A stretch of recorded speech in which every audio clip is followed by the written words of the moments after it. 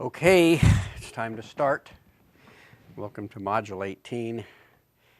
I think one of these days I'm going to have a midterm exam where all the questions are based on the first slide I show during the class session to make sure people show up on time. Okay, tonight we are going to finish our discussion of estimating models. And then we're going to prepare for the midterm exam. I'm also going to say a little bit about assignment 2 a little later today and say a little bit about the midterm exam so you can all get ready for that. But what we're going to start with is to talk about using models to estimate effort.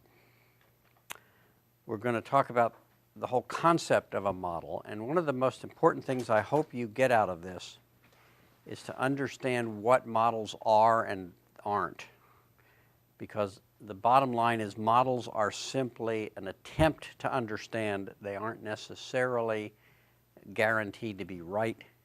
They're based on data, as we'll see, but they can very easily be wrong.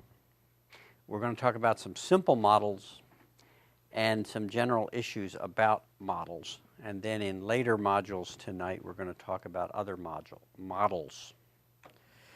So we're going to finish off this box that says estimate effort and cost. That's the rest of tonight. Then if you draw a line right in the middle of this diagram, everything above that line is what's going to be on the midterm exam. So in terms of the big picture we talked about before, we are going to continue filling in the effort column by talking about model-based estimating methods. The whole idea of a model is to help us estimate, and in particular for effort, cost, we can use models for size and so forth. The main inputs to an effort or cost estimating model are the size and the complexity, which is why we bother to estimate size. We talked about some size estimating models before, and a lot of those can actually be used for cost estimating or effort estimating as well. But before we talk about some specific models, I want to talk about what would you do if you decided you were going to create an estimating model. What would you need, and how would you put it together? An effort estimating model is an equation or an algorithm or a set of algorithms that you give it a description of the software, and it gives you an estimate of how much effort it will take to produce that software. It's that simple. And the description of the software could be a size estimate, information about how complicated it is, what language you're going to write it in, various things of that nature. And the model somehow or other says it'll take you so many months of labor to do this, or whatever the units are that the model is estimating. Here is a very simple model that we already talked about last week. Effort is size times productivity. If you have estimates of size,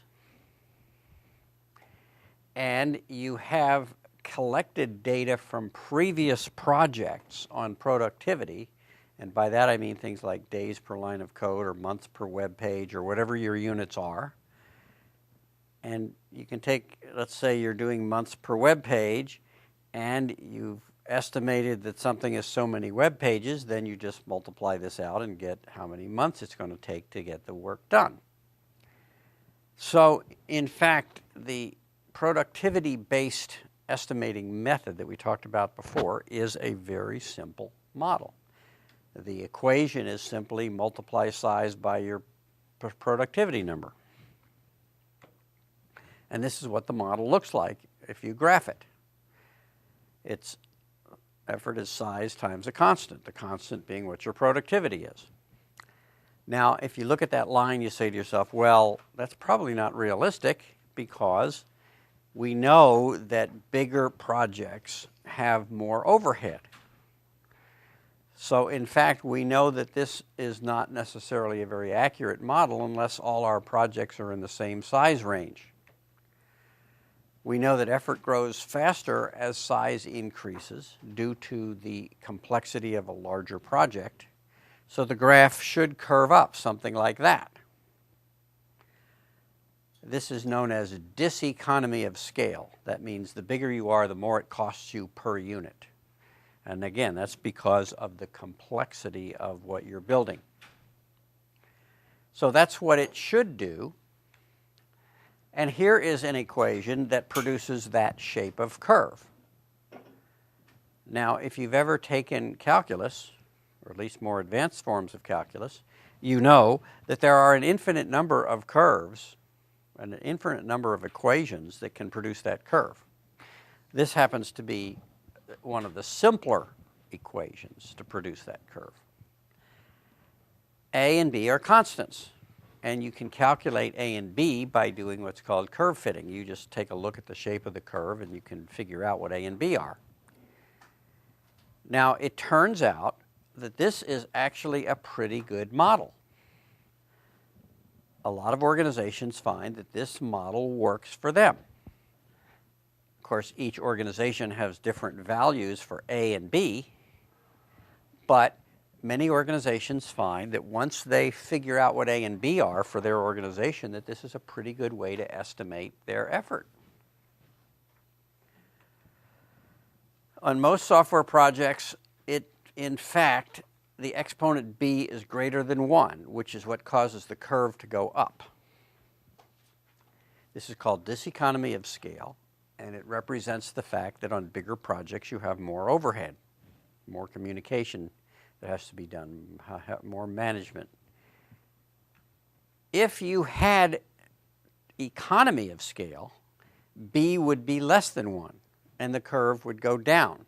This is an example of what it would look like if b was less than 1. But this is not generally the case for estimating the effort involved in developing software. There is a lot of us, when we are in lower levels of school, are taught about economy of scale. And there are certain kinds of situations where economy of scale works. If you're manufacturing things, generally the larger you are, the more efficient you can be. But it turns out when it comes to developing products, it's the other way around. The curves don't normally do this. They normally go up instead of down. Now, how do you determine the curve for your organization, or even determine whether this curve fits your organization? Well, collect data. Every time you do a project, you collect data. How many web pages did we produce? How many hours did we spend? Or how many lines of code did we produce? How many function points? How many whatever? And how much time did we spend? And how much labor and so forth? And do a curve fit. That is precisely what happened back in the 1970s when Barry Boehm, the same guy who invented the models of software development, the spiral model and things like that, he also did a lot of research into how to estimate the cost of software. And he took data from a bunch of projects and did curve fits, and he came up with something called COCOMO, which stands for Constructive Cost Model.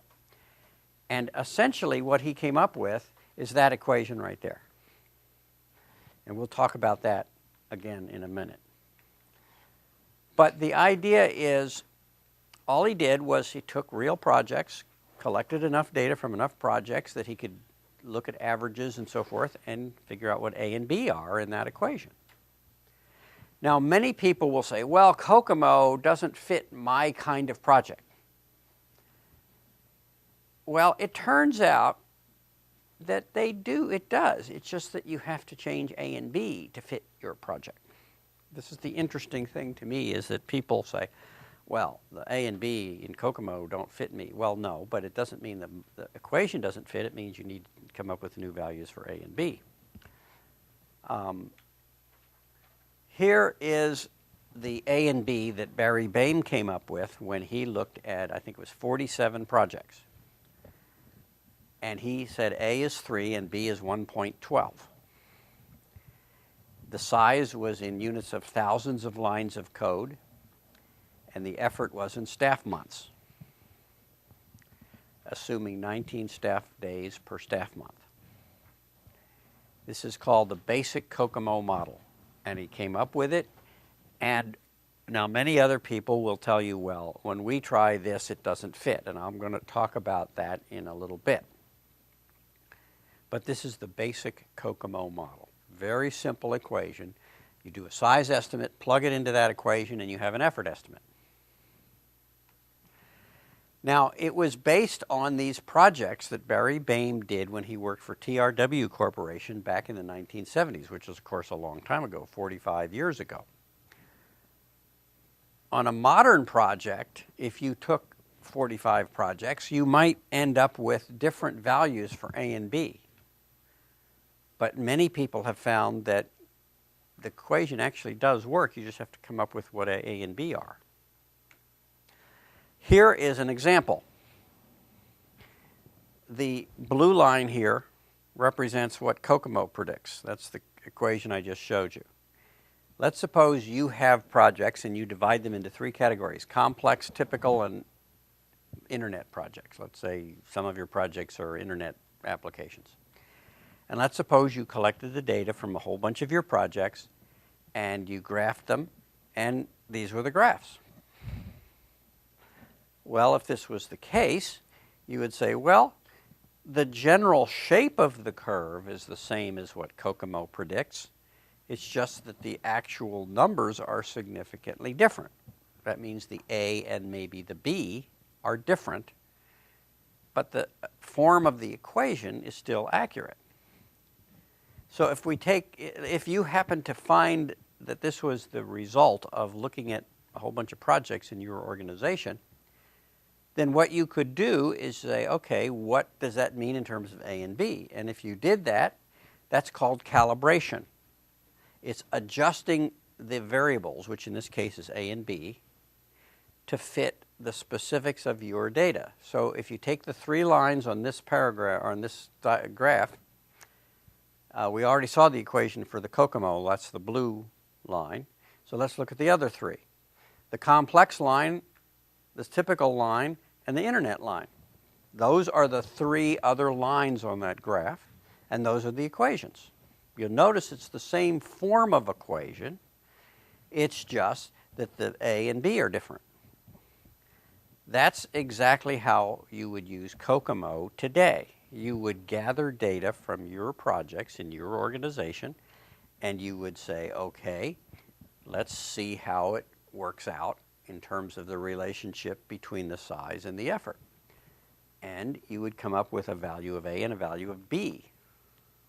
And if that were the case, you might come up with equations like these. And so your line might be different from the COCOMO line, but it might still have the same general shape, in which case you could apply the COCOMO formula. You just have to calculate what A and B are. That's called calibration.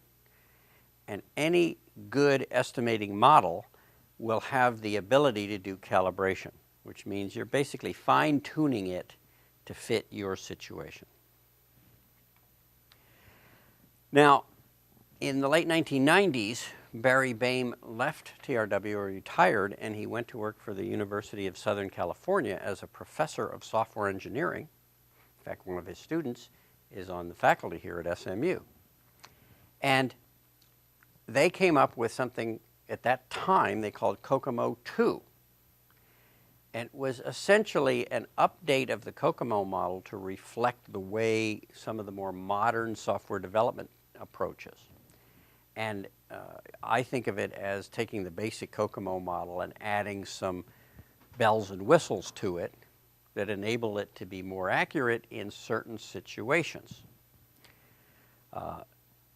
Now, among other things, with COCOMO 2, they figured a way to estimate the exponent without having to collect a lot of data. Instead of doing that, they looked at these factors here.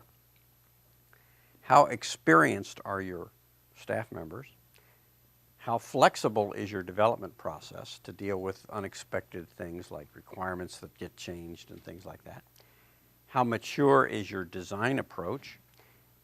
Something he calls team cohesion and process maturity. Now, how you measure all of these things is buried in the Kokomo 2 model, and I won't go into that right now.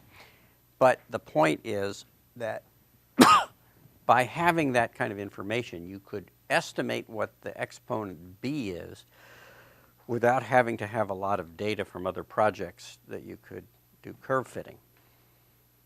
Now, I want to talk about the difference between calibrating and validating, because it's very important when you're considering a model for doing anything, but particularly for estimating. You want to say, does the model make sense for me? And then how do I fine-tune the model to be more accurate in my situation? Let me give you a kind of an analogy. Let's suppose you went into a store that sold scales.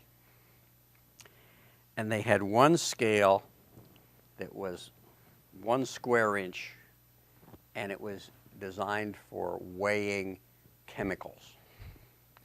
And then they had another scale that was about 1 square foot, and it was designed for weighing people. And then they had another scale that was about 2 feet by 2 feet, which veterinarians use to weigh dogs and cats. And then they had another scale that was about 5 feet by 5 feet, and it was used for weighing elephants and big animals like that.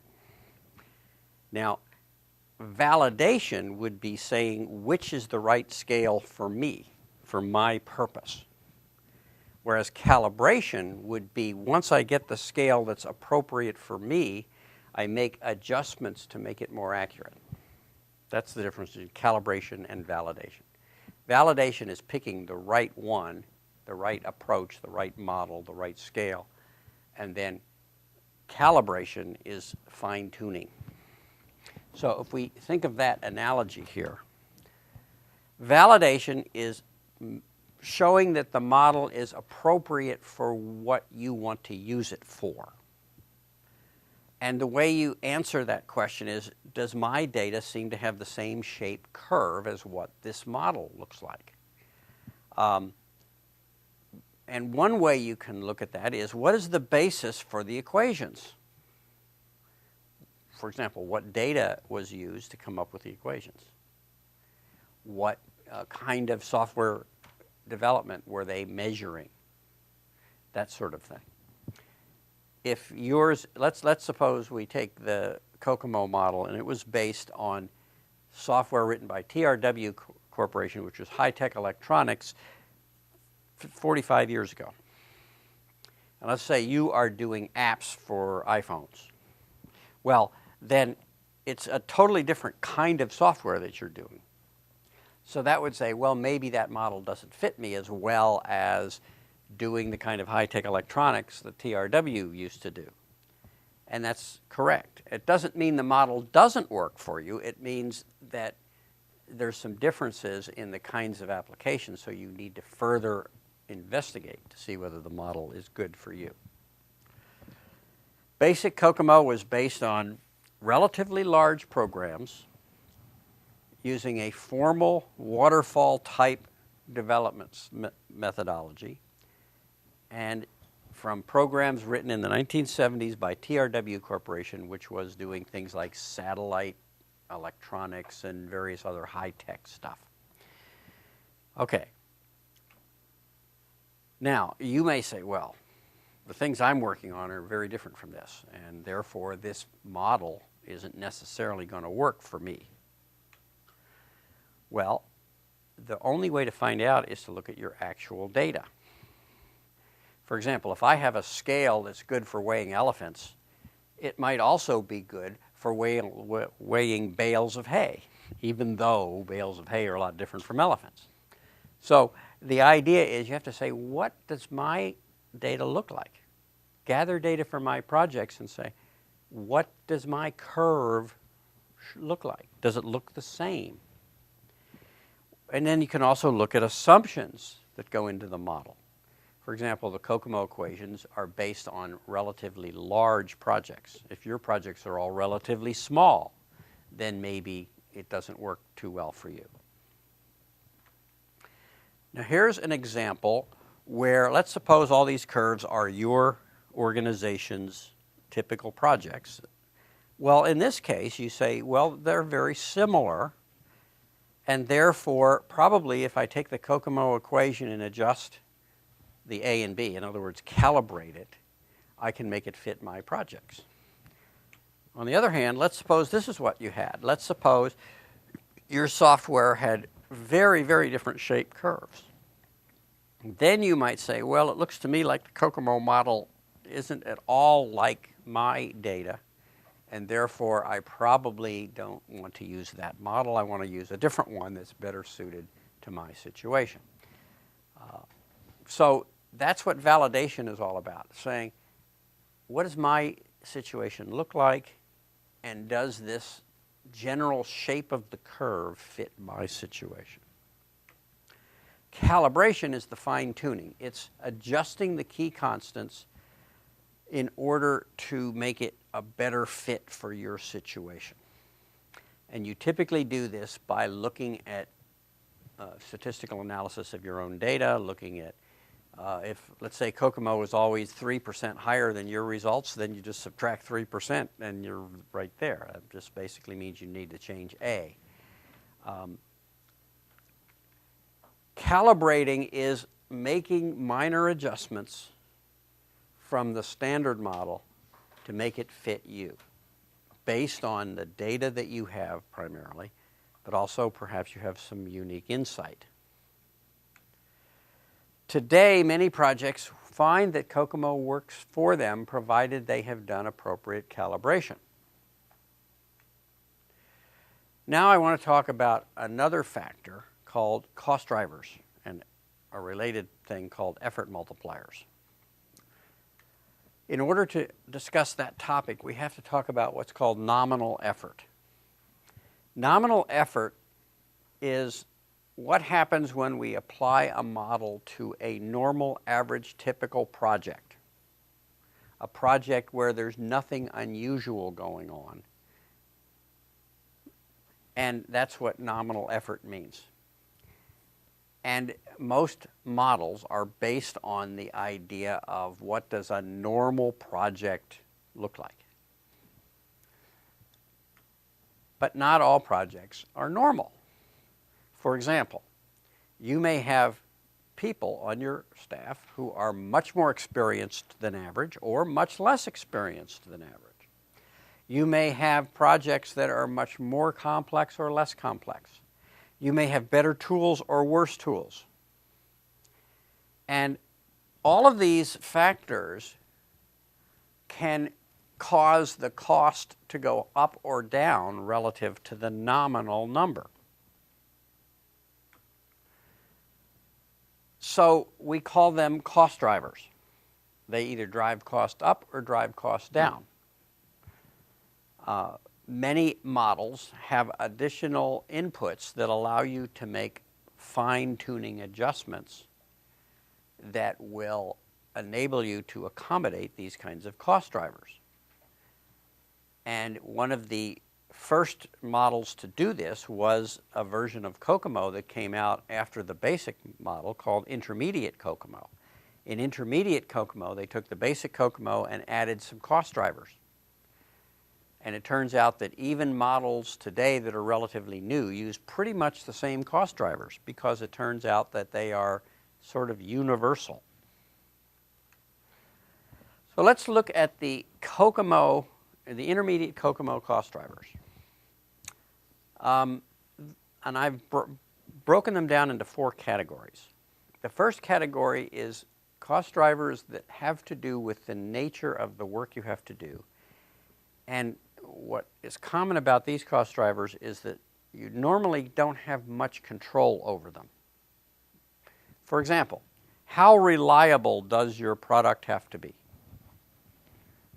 That's usually determined by the nature of the product. If it's an airplane, it probably has to be more reliable than a game on a smartphone, because you don't want your smartphone. I mean, you'll allow your smartphone, for example, to freeze up and have to reboot it. You won't like that if it happens on an airplane, at least if you're flying the airplane with it.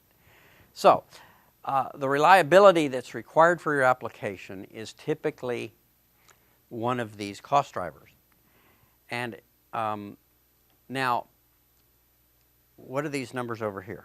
Well, this says when they did the Kokomo analysis, they said the highest reliability requirements tended to make the project 40% more expensive. The lowest reliability requirements tended to make it 25% less expensive than the nominal average project. And so that numbers in blue represent the range of possibilities that they found when they did the Kokomo numbers in terms of what the impact of reliability might be. An ultra-high reliability application might cause your costs to go up by 40%, or a really low reliability down by 25%. 1.0 is the nominal number. In all of these cost drivers, 1 is nominal, meaning it doesn't have any effect one way or the other. The second one, an interesting one, is database size. This is a driver that mainly applies to data processing kinds of applications, and it doesn't have nearly as wide a range as the reliability, but nevertheless, it's not zero. Now, what do they mean by this? Well, let's just suppose you had a program that had to store student records, and it had a database of student records. Well, if it was all the students in the engineering school at SMU, it'd probably fit on a modest-sized disk. If it was all the students at SMU, you'd need a bigger disk. If it was all the students at all the universities in Texas, it would be really big. If you had to go back 100 years and all students who've attended all the schools in Texas for the last 100 years, it would be a much bigger database. And you don't have to know much about software to know that as you get these bigger databases, it's going to be harder to get it to work right for various reasons. It's going to be slower, and it's going to have more possible ways it can go wrong. And when it goes wrong, it can do a lot more harm and that sort of thing. So that's why you see this range for database. If you don't have a database at all, it can actually be cheaper than your average project. If you have a really big database, it can drive your cost up somewhat. Complexity of the product. That, notice, has a very big range. There's a huge difference between software to make a space shuttle operate correctly versus software to make a video game work correctly. It may depend on the nature of the video game. Some video games have pretty complex designs. But you'll notice there's a considerable impact by complexity. Another one that has a big factor here is execution time constraints. Now, what do they mean by this? They mean if you have an application that is pushing the speed of the processor, in other words, you have to really optimize it carefully in order to get it to run fast enough, then it's going to drive the cost up because you have to spend more time optimizing it. And this is the range they found for that. And this can be particularly important for applications that are running on computers that are relatively small compared to the work they have to do. Sometimes you get things on your smartphone and you say, why is it taking so long to do this? Well, that's an example of perhaps an execution time constrained application. And if you want to make it faster, you have to go in there and rethink the code and optimize it in different ways. So that takes more time and more money, and therefore it causes the cost to go up. Storage constraints, the same issue. If you don't have enough memory to do the job easily, you may have to redesign the software to make it fit. Now, I'll give you a warning right now. The Mr. Television project was intentionally designed to have some main storage constraints. And you can look at that. Several of you on assignment 2 have already noticed this in your list of risks. And I put that in there because it's fairly easy to see, fairly easy to understand, and it can drive your cost up. Target machine volatility, what does that mean? Well, if you're using a new computer with a new operating system and it still has mistakes and bugs and you're not used to it and you have to get used to how it works, it tends to make the cost go up because you have to spend more time figuring out how it works and dealing with problems. If this target machine, the machine you're writing the software for, is very rock solid, it's something you've used for years, you know how it works and all the bugs are out of it, then it tends to drive your costs down because you don't have as many issues to deal with. Similarly for your development machine. For example, suppose you're using a brand new compiler and it still has bugs in it. That tends to cause your cost to go up. Or you're using a brand new operating system that's unstable on your development system. That can cause all sorts of costs to go up. Now, those are the first category of cost drivers, and for the most part, you don't have a whole lot of control over them. Now, you have some control. If you're the manager, you really care about these issues. For example, you might have some control over target machine volatility. For example, I'm doing some consulting with a company now where the first round they had a bunch of electrical engineers choose a processor. And they chose it the way electrical engineers tend to do, which is, which one is the fastest one around? Turns out that the machine they chose, the processor they chose, had no decent compilers. It had all sorts of bugs in the debugging software. The operating systems weren't the latest versions because they hadn't, it was new, brand new, state-of-the-art processors. And we had all sorts of trouble getting it to work because of that. We're now going into phase 2 of this project, and this time around, the software community in the little organization insisted on having some say into what processor is chosen for the product because they wanted to pick one that had better compilers and better debuggers and all the rest. So you have some control over some of these factors, but often you have only a limited amount. For example, let's take storage constraints. If you're using a handheld device, then one of your big problems is you don't have enough memory. Why? Because memory costs money, it takes space, and especially it uses power. And of course, one of the problems on a handheld device is battery life. And if you're, in order to have a short battery, if your battery lasts longer, you have to have less power consumption, which means you want electronics that use less power. Well, putting in a bigger memory on your smartphone causes it to draw more power, causes the battery to wear out quicker, or to run down quicker. So, in such devices, memory constraints, storage constraints are likely to be a problem. Whereas, if you're writing software on a computer that's going to be used on a desktop or something, usually storage constraints aren't as big a problem. In fact, the biggest problem people have with storage constraints on desktops is often they don't have enough space to do a backup because that backs up the whole thing. But the point is that you often don't have a whole lot of control over these first 7 cost drivers. That's the first category. The second category are things that the software manager usually has a lot of control over. These are factors that have to do with the way you develop software, like your life cycle, and the tools you use, which is why in your software development plan, one of the sections talks about the life cycle model you've chosen, and one of the sections talks about your software development environment, the tools you're going to use, because those are things that a software manager would have a lot of control over and might want to select based on trying to make the costs go down or the time go down or whatever.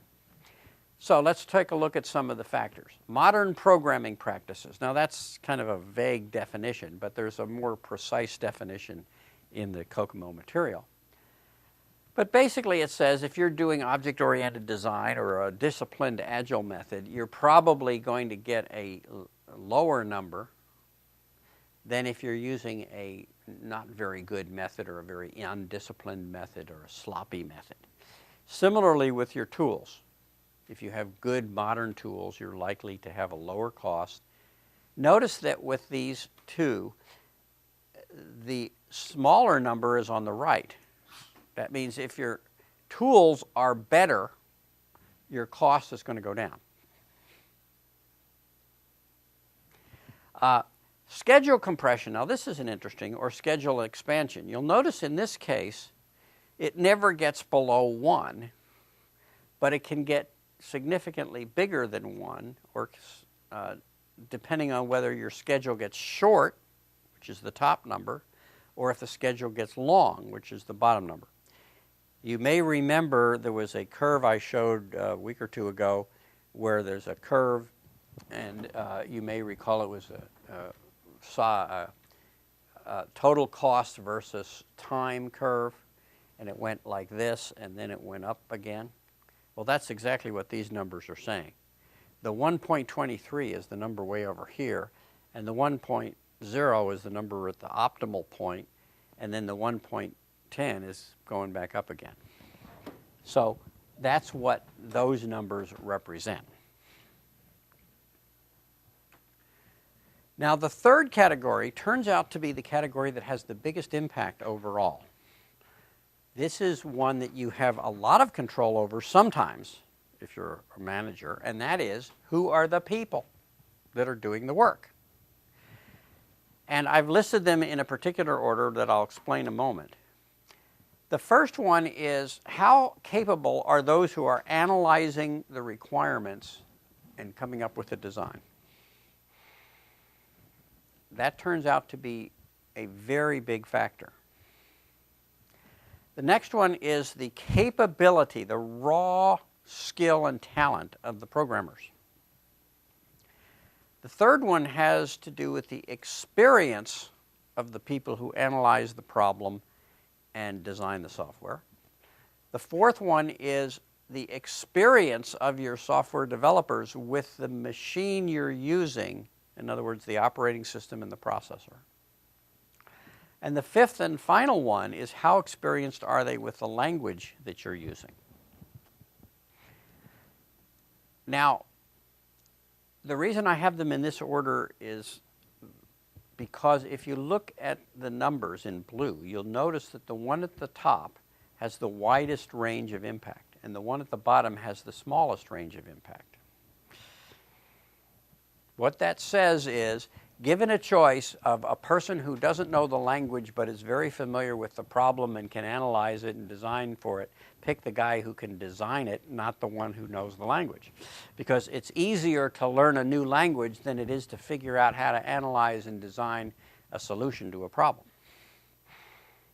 Now, one of the reasons I like to show this is because if you look for ads for programmers or software developers in the Monster or wherever you, LinkedIn or wherever you look for them, you'll notice that very often the first thing they mention is the language, which is probably the least important one in terms of all these factors.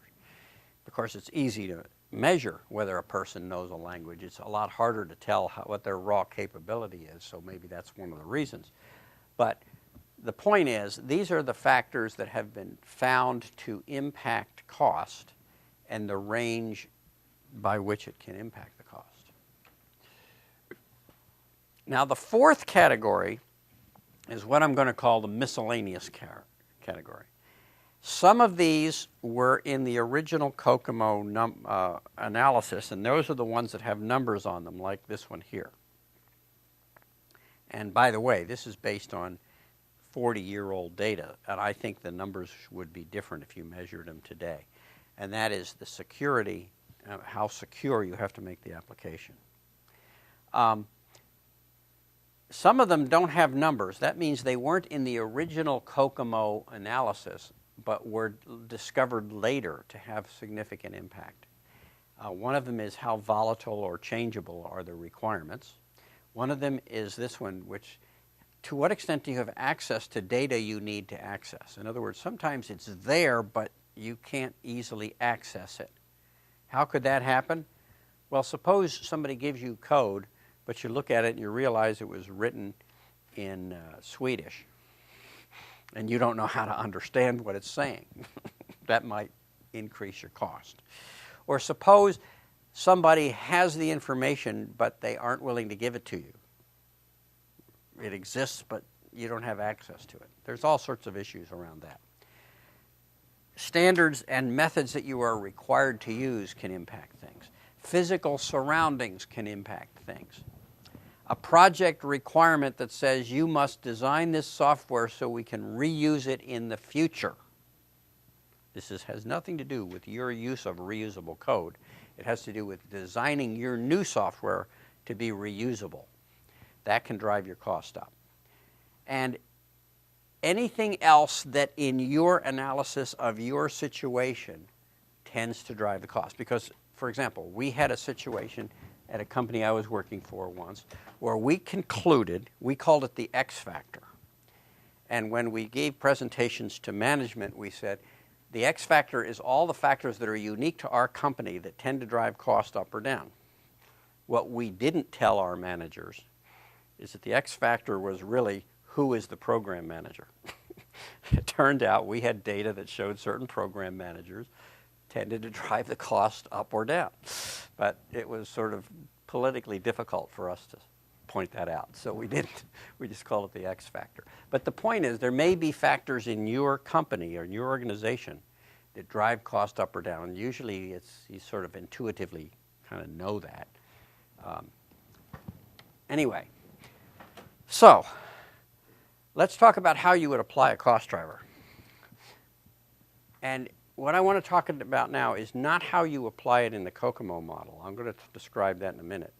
But I want to talk about how would you apply a cost driver if you only knew about all those cost drivers and you were just trying to apply that knowledge to an estimate. Suppose you had the following situation.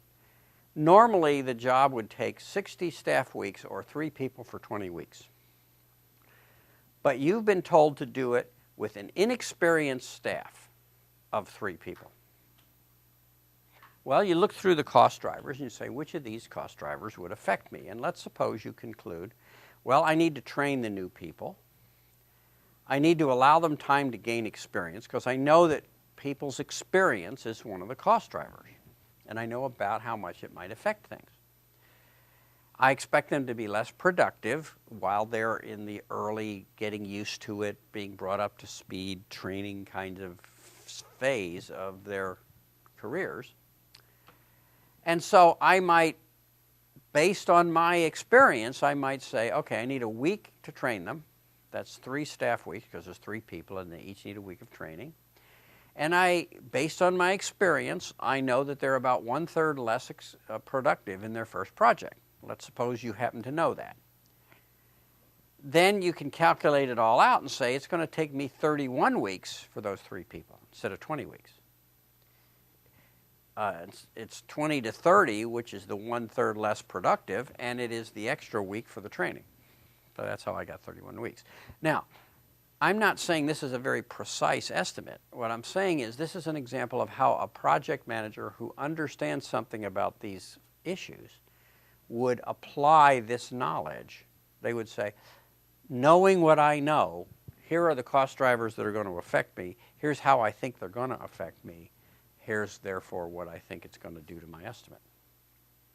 There's a lot of judgment involved there, but when you're presenting things to management, you can point out, these are the factors that I think are going to cause my cost to be higher or lower. What if you have more than one cost driver? Well, it turns out in most cases, you can just multiply them together. So for example, if high complexity tends to make your effort 12% higher, then you just multiply your result by 1.12.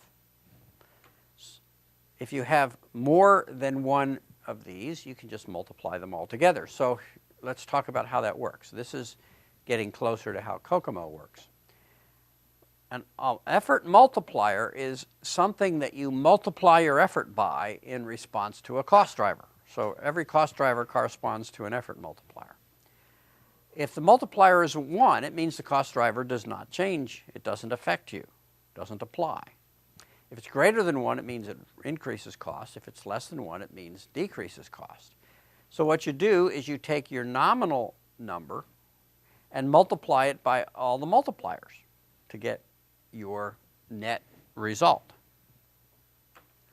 So here's an example.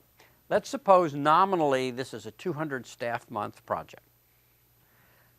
But you decide the complexity is very high and the staff experience is high. And you have a table over here that says if complexity is very high, I have to increase the number by 30%. If the experience is high, I can decrease the number by 18%. So I multiply all that out and I say this 200 staff month project is going to take 236.6 staff months because its complexity is very high, and even though I have high staff experience, it's not enough to offset the complexity. Now, of course, having this table is a critical thing here, and we're going to talk about where that table comes from in a minute. That table comes from collecting data and analyzing it over many, many years. What Kokomo essentially does is it gives you this table. And so you can at least say what Kokomo predicts. It's your organization's experience is what that table represents. Okay, we're going to say more about this in the next module. Before I take a break, I'm going to talk a little bit about assignment 2. So anyway, to summarize what I've said here, models are often helpful to help you estimate effort.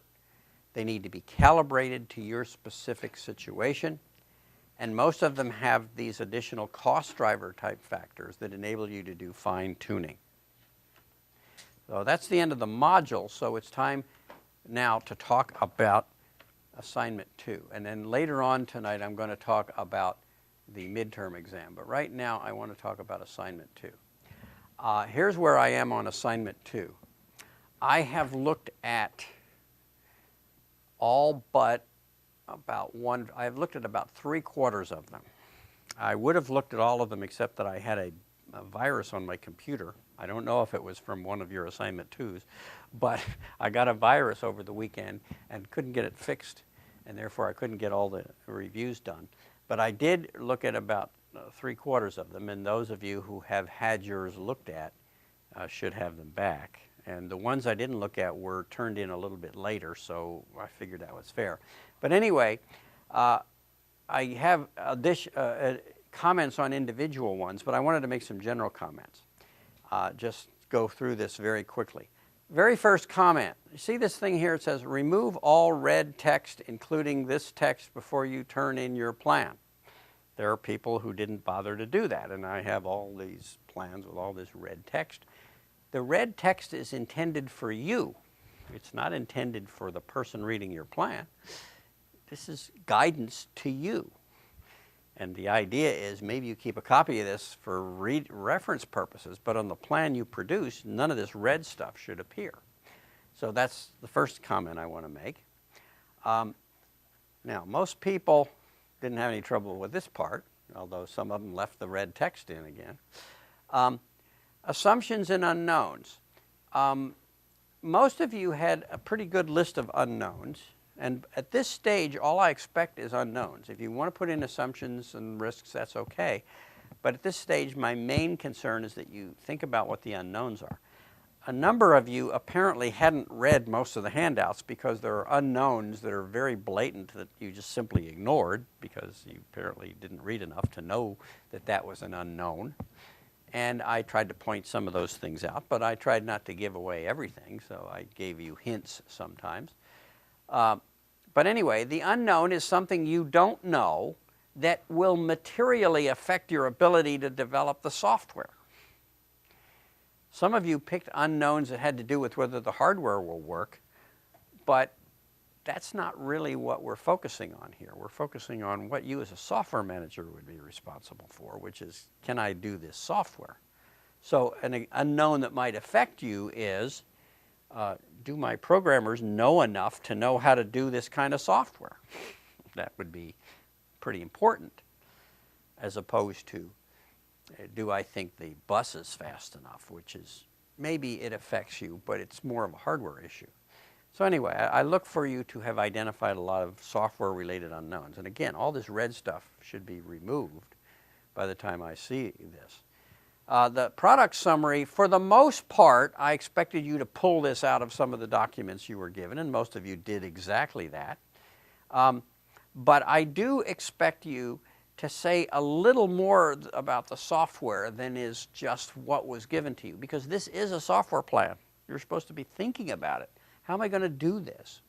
Anything in particular I ought to say about it? Okay, product risks. I'm going to say more about this later when we talk about risk management, but some of you had the strangest risks, like, why would they pick that when this other risk is so blatantly obvious? Maybe you didn't read the material enough to see the blatantly obvious risk. Identifying risks effectively is a very important skill for a project manager, and it's sometimes you got to do some thinking. You got to say, is that going to cause me a real problem or not? Evidence says be specific. A lot of the time the evidence that was cited was extremely vague. And the way I like it, you need to say this document, this paragraph, and then what exactly does it say that constitutes evidence that this might be a risk. And so some of you did a better job than others on that, and I gave you suggestions. Measures. I don't know why, but an awful lot of people seem to think measures means actions that you take. No, a measure is a number that you collect. How many thises, how many that's, how many people have finished their testing on time, how many modules have been designed, that sort of thing. We're going to talk more about some measures and recommended measures later in the class. We've already talked a little bit about some of this. But I just wanted to point out that in grading all the ones that I've looked at so far, quite a few of you didn't seem to understand that a measure means a number, not we're going to run a test. It's not something you're going to do. It's something you're going to measure and look at the result, look at a graph or something. All right, again, the project description, for the most part, most of you got most of this reasonably well. On the integrated master schedule, I didn't want you to just put down a schedule. I wanted you to say something about it, like the red lines mean this and the green lines mean that, and this is something important you should know about this schedule. So that's something I noticed. And then organization structure. Most of you did pretty well there, but some of you had this incredible amount of organization for the non-software parts of this project, and then this tiny little thing for the software, software manager and 3 programmers on there. This is a software plan. Your organization should be mostly about the software organization. So think about that. Similarly, for the software positions and roles, a lot of you didn't seem to understand what responsibilities are. Responsibilities are things you're supposed to do, whereas skills are things you're supposed, capacities, capabilities you're supposed to bring to the game. I like to think of it as, imagine you were doing a job description to hire people for this project. You would have a section called required skills, and it would say you must know C and you must have a BS degree in computer science, or whatever the heck it might say. And whereas this says this is what you're going to do in this job. You're going to be responsible for writing tests and writing code or whatever it is you're going to do. Okay. Project risks, again, sort of same comment as I made on some of the other risks. There's a tendency to get too hung up on one kind of risk and miss all the other ones. So you want to think about the whole thing. The project risks are primarily things that are likely to cause you to slip your schedule or cause you to increase your cost. And similarly for the measures. Then in terms of the software development process, most of you had a pretty reasonable life cycle that you chose, but a lot of you didn't describe it very well. in other words, it shouldn't be just a diagram. Here's our life cycle. It should say, here's what we're going to do, and here's how it's going to work, and maybe a paragraph or two explaining it. Most of you did a fairly decent job of describing the process because I sort of gave you a lot of suggestions in that area. In the table of artifacts, some of you doesn't seem to understand that generated by process step means one of the steps in the process up here in the process tasks list, not the name of the person who's going to do it or something like that. Similarly, over here on the far right should be a process step. The process steps in this table should match the phases or the tasks here. Okay. The rationale for the process is the rationale for this table right here. Right here. This one right here, 3.3. Whereas the rationale for the life cycle is the rationale for 3.1. What's the difference? For 3.1, you're saying this is why we're choosing a waterfall or a whatever you're choosing. Whereas down here, you're saying this is why we are doing this task and doing this task before this task, or any of those kinds of details. And then most of you didn't do tailoring much at this point. Hopefully by the end of the course you'll be able to do a better job there. But the idea here is to make fine-tuning type changes in the process to make it fit your project more effectively. All kinds of possibilities there. Management reviews. We're going to talk about reviews again later in the course, but where most of you didn't do a very good job was in the evaluation criteria and the exit criteria, and I gave you comments on that. But for the most part, evaluation criteria are things like standards you have to follow, rules you have to follow, guidelines you're supposed to follow, whereas exit criteria are things like how would you as a manager determine that this phase of the project is effectively done and we can move on to the next phase. And it doesn't necessarily just say, oh, the manager gave approval. You have to be a little more thoughtful than that. It might be something like all of the tests are complete and except for a few, and the ones that haven't been complete, we have an action item out to finish them off or something like that. A couple of other things I'll point out. You probably haven't done much on testing yet. Process risks I won't say much about here. The one last comment is on your work breakdown structure. Most of you did a pretty good job of coming up with a work breakdown structure for Mr. Television. Some of you forgot that you have to have two versions, one sorted by source document, one not, one basically the WBS. Okay, so those are my comments on assignment 2. You'll get more specific comments. I also wanted to make one other comment about the most of you turned in the updated version of the spreadsheet from assignment 1. Look for comments that I added to your spreadsheet to indicate things that maybe you need to do differently. The most common mistake was not to copy the estimated hours remaining from the work breakdown structure over to the actual sheet at the end of each week.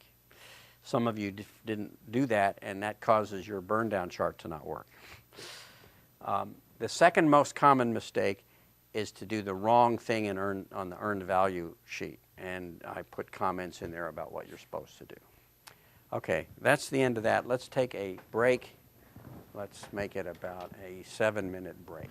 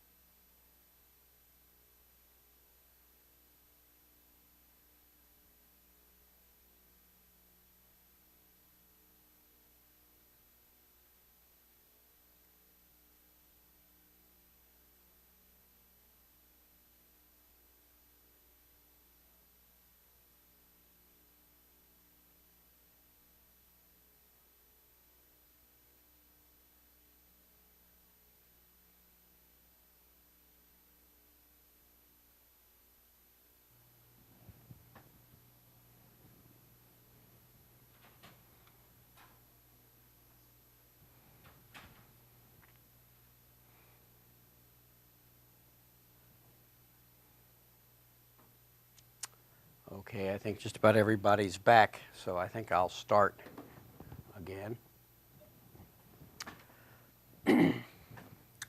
Okay, in this module I'm going to talk about some popular effort estimation models. I'm going to begin with the one called Intermediate COCOMO. And the reason I like to use COCOMO is because first of all, it's in the public domain for the most part, which means there's no copyright violations by using it or anything like that. The other thing is it's a very simple, easy to understand model, and almost every other model is essentially adding a lot of bells and whistles to it. Okay, this is the Intermediate COCOMO. And you'll notice it's the same as the one I talked about in the last module, except that it has one additional factor called EAF, which is effort adjustment factor. And effort adjustment factor is the product of a whole bunch of these E sub i's. These are effort multipliers. And the effort multipliers are the things that correspond to the cost drivers. So you just take all the effort multipliers that apply to your situation, multiply them together, and that gives you the EAF factor. And you multiply that by the rest of the COCOMO equation to get you what's called the intermediate COCOMO equation. And again, if E sub I is 1, it means the cost driver doesn't apply. If it's greater than 1, it means it increases cost. If it's less than 1, it decreases cost. Effort multipliers range from about 0.6 to about 1.6. And what they did in COCOMO is they looked at all these different projects and did all kinds of factor analysis and everything. And they figured out what these multipliers would be. And between all of them being at their most favorable level, really easy software, really experienced people, etc., versus really hard software with inexperienced people, etc., they found as much as a 10-to-1 ratio in terms of what it would cost to do the software. So it really can make a huge difference. Now there's a table of effort multipliers that's one of the materials made available to you. And this is sort of what it looks like, except it's longer than this. It has the factor on the left-hand side and then a range of values from low to nominal is always 1, to high to very high to extremely high. And not all of them have values for extremely high. And the way you do this is there's another handout that sort of explains to you how to decide where you are on this scale. But the idea is you might say, well, I think I'm more than high, but maybe not quite as high as very high. Well, then it's perfectly okay to pick something in between these two numbers. Let's say you say, I think I'm more like about 1.20. That's perfectly okay. But this is kind of a guide to how big the impact might be for a particular effort multiplier. EAF is the product of all the effort multipliers. Here's what the table actually looks like, except that it's so small you can barely read it, which is why I gave you this sort of magnified version of a piece of the table over here. All these attributes, and then what are the various multipliers? A value of 1 to 1.5 for the total EAF, for all the multipliers added together, would be typical for a modern commercial software effort. In other words, most unconstrained standard types of software, the effort multipliers don't drive your cost up that much. But I mean, 1.5, that says 50% more expensive. So it's not as though it doesn't cost anything, but that's the range. If you're doing a hard real-time effort or a very high reliability project or something like an aircraft where you have safety considerations, then typically today your EAF is in the range of 1.5 to 2. Now, it turns out that 20, 30, 40 years ago, you could expect numbers to be quite a bit higher, in the 3 to 4 range. Why? Because we didn't know how to do software development as well back then. We didn't have tools that were as good. Our computers weren't as good. Various other factors that went into this. So we have gotten quite a bit better than we used to be. But that doesn't mean we are just perfect or anything like that. A and B, now that's another interesting thing. When they did the intermediate COCOMO, it took them a lot of data analysis to come up with those effort adjustment factors. When they did that, they also found that their data clustered into three categories: relatively simple software, average software, and relatively difficult, challenging software. So they called the simple ones organic, the average ones semi-detached, and the embedded ones embedded. Now, you might say, where did they come up with a name like semi-detached? Well, I actually asked Barry Boehm, and I've asked him 3 times, and he's given me a different answer each time. But the answers all boil down to the same thing. He said, well, I had already called it intermediate COCOMO, so I couldn't call this intermediate, so I came up with something else. And I had to come up with something, and this is what came out. And somehow or other, that's what they ended up with. But anyway, they call these the 3 modes. But it's important to realize that all they are is clusters of data that happen to fit in a particular range. And all the ones that had the first cluster were relatively simple ones, and so forth. So what they did is they did the calibration. Remember, we talked about calibration in the last module. They calibrated each of those 3 and came up with different values of A and B for each of the 3. So for the third category, the hardest ones, believe it or not, A went down, but B went up substantially. And what this meant was that for this type of project, as it starts to get really big, the exponent really starts driving the curve way up. Whereas for the simple ones, it's almost linear. And that's what they found in their analysis of their data. And this became known as the intermediate COCOMO model. The 3 modes, as they call them, the organic is easy software, relatively small projects. The semi-detached, or the one in the middle, is average software. And the embedded one is really big, hard, complex, real-time projects. And there's an important point here. The smallest one they had was 10,000 lines of code. So they didn't have any small embedded real-time projects. So they didn't have any data, so they don't really know what the numbers are for that in terms of the published official COCOMO model. So if you were to take each of those 3 and graph them, you'd end up with these 3 different lines. And the point is that all these are calibrations to different sets of data. There's nothing magical about them. Now, COCOMO 2 has refined this. I mentioned before that COCOMO 2 had a way of estimating what B is. It also has a way of estimating what A is.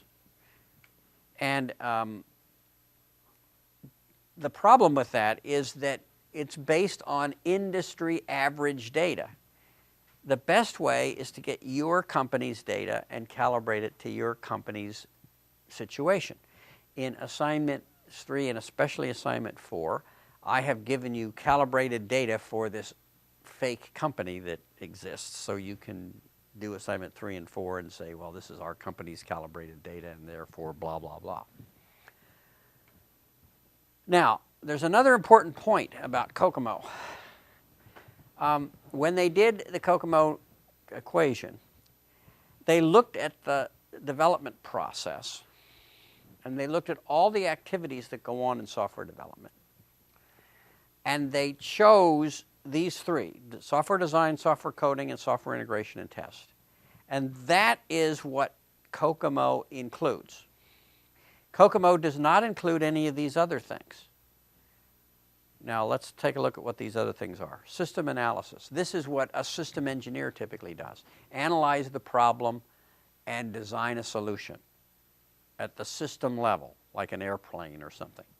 Software requirements, a system engineer in that model writes the software requirements, and then the software people analyze those requirements to do the design.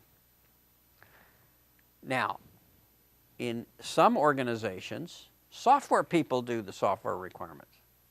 So if your organization is one where the software people do the software requirements, you would have to take whatever Kokomo predicts and add something for that. At the back end, it's the other way around. System level integration and test. Let's say you're building an airplane. This is where you take your software that you passes all your software tests and you start integrating it onto the hardware of the airplane and do system level tests. And typically software people are involved in that, but they're not responsible for it. Now, again, you see, the point I want to make here is that when they came up with Kokomo, they did it at TRW Corporation, which was a company that did high-tech electronics. And the way they were organized, which is the way a lot of companies are organized, system engineers did all the ones that are in green, and software engineers did all the ones that are in this sort of orangey color. So that's where Kokomo was calibrated to.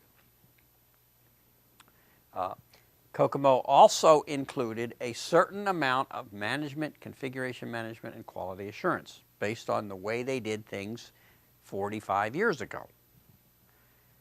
In Kokomo 2, they also include management, configuration management, and quality assurance for software, but the numbers are bigger because modern software development organizations often spend a lot more money on those things because they've learned how important they are.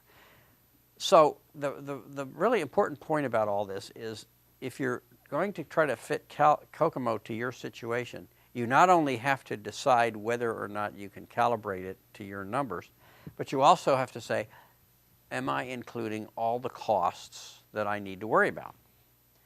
Because Kokomo is only predicting this portion of the total cost. And I'll be explaining how to look at the rest of the cost a little bit later.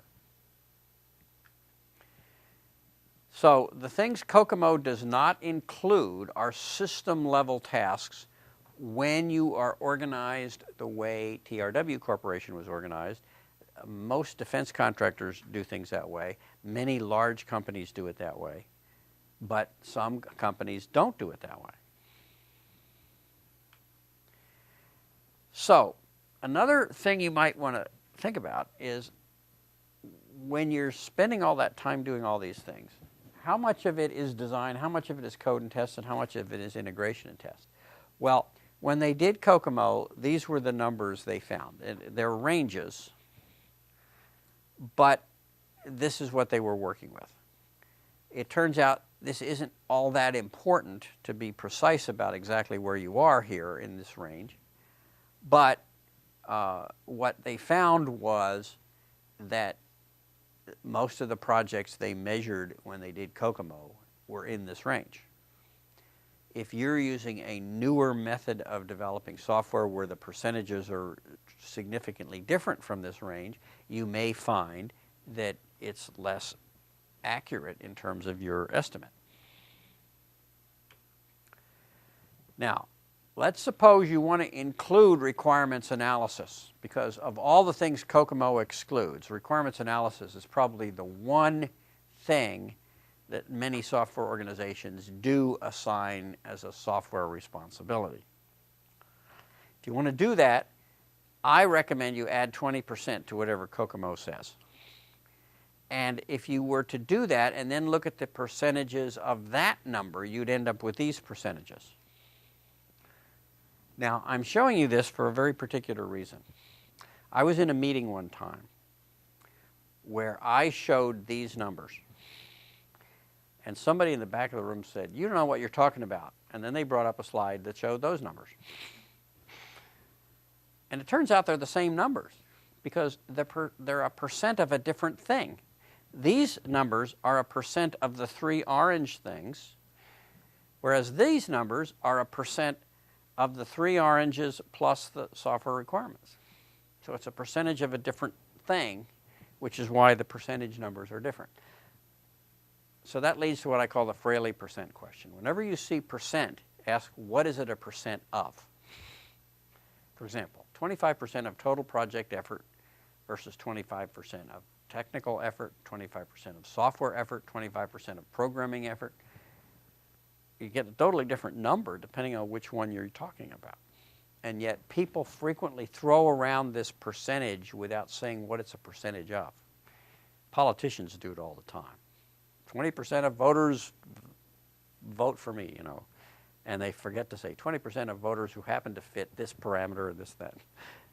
You get that all the time. So anyway, the only thing worse than politicians when it comes to the percent question are salesmen.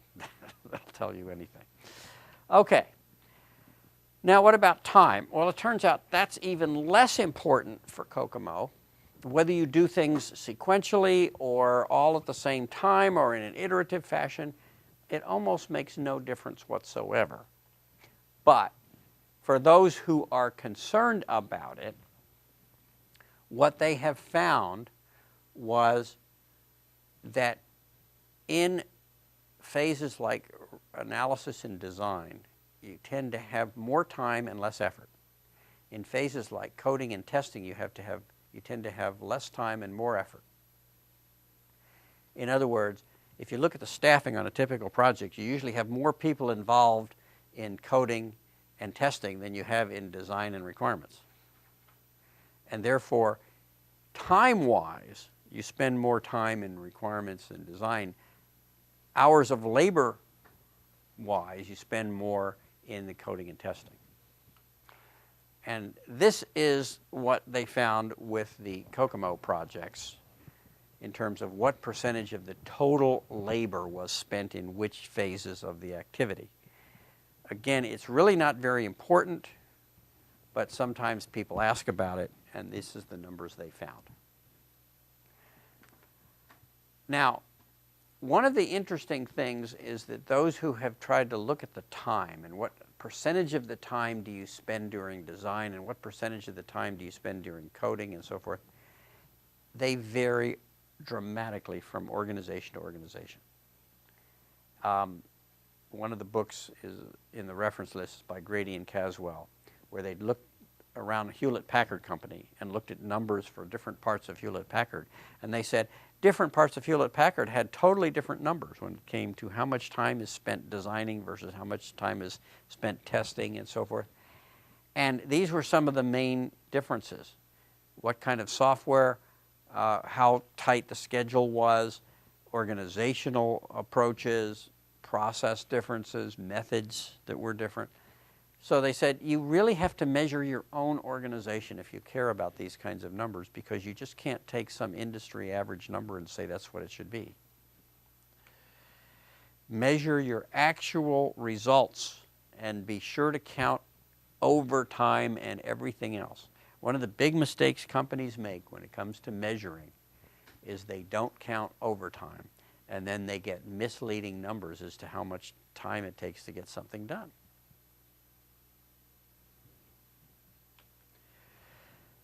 One of the things I want to go back to, I talked about this earlier in the course, the difference between process, methods, and tools. A process says what you're doing, a method says how you're doing it, and a tool says here's something to help you do it. We have been talking about Kokomo, which is a model or a method. There are a number of tools that incorporate the Kokomo model. CoStar and Revit are two of them, for example. The purpose of all of these is effort estimating. So this applies to all of them. Kokomo applies to several of the tools. Putnam's method applies to the SLIM tool, and so forth. It's important to understand the difference, because very often people confuse. They'll use a tool and say, I'm using the such and such tool, and confuse that with a method. Or the other way around, they'll say, I'm using Kokomo. Well, it turns out there's many different tools that use Kokomo. And the tools vary in terms of some of the specifics of how they work. This is an example of a tool that uses Kokomo. And what they do is they give you a pull-down menu for each of the cost drivers. So here is software reliability requirement, execution time constraints, all those things that were on that list I showed you. They have a pull-down menu for every one of them, and then you select where you are for each one of them, and it automatically calculates everything. Here are 3 of the tools that are available for free for supporting Kokomo. Revit is a tool that was used a lot about 20 years ago, developed by the U.S. Air Force. SoftEst is an updated version of Revit, basically, and Cosmos is one that supports function points, whereas the other 2 you use lines of code. There's another tool called CoStar, and CoStar costs money, but it has all kinds of fancy features, and I've got the website for it here if you're interested.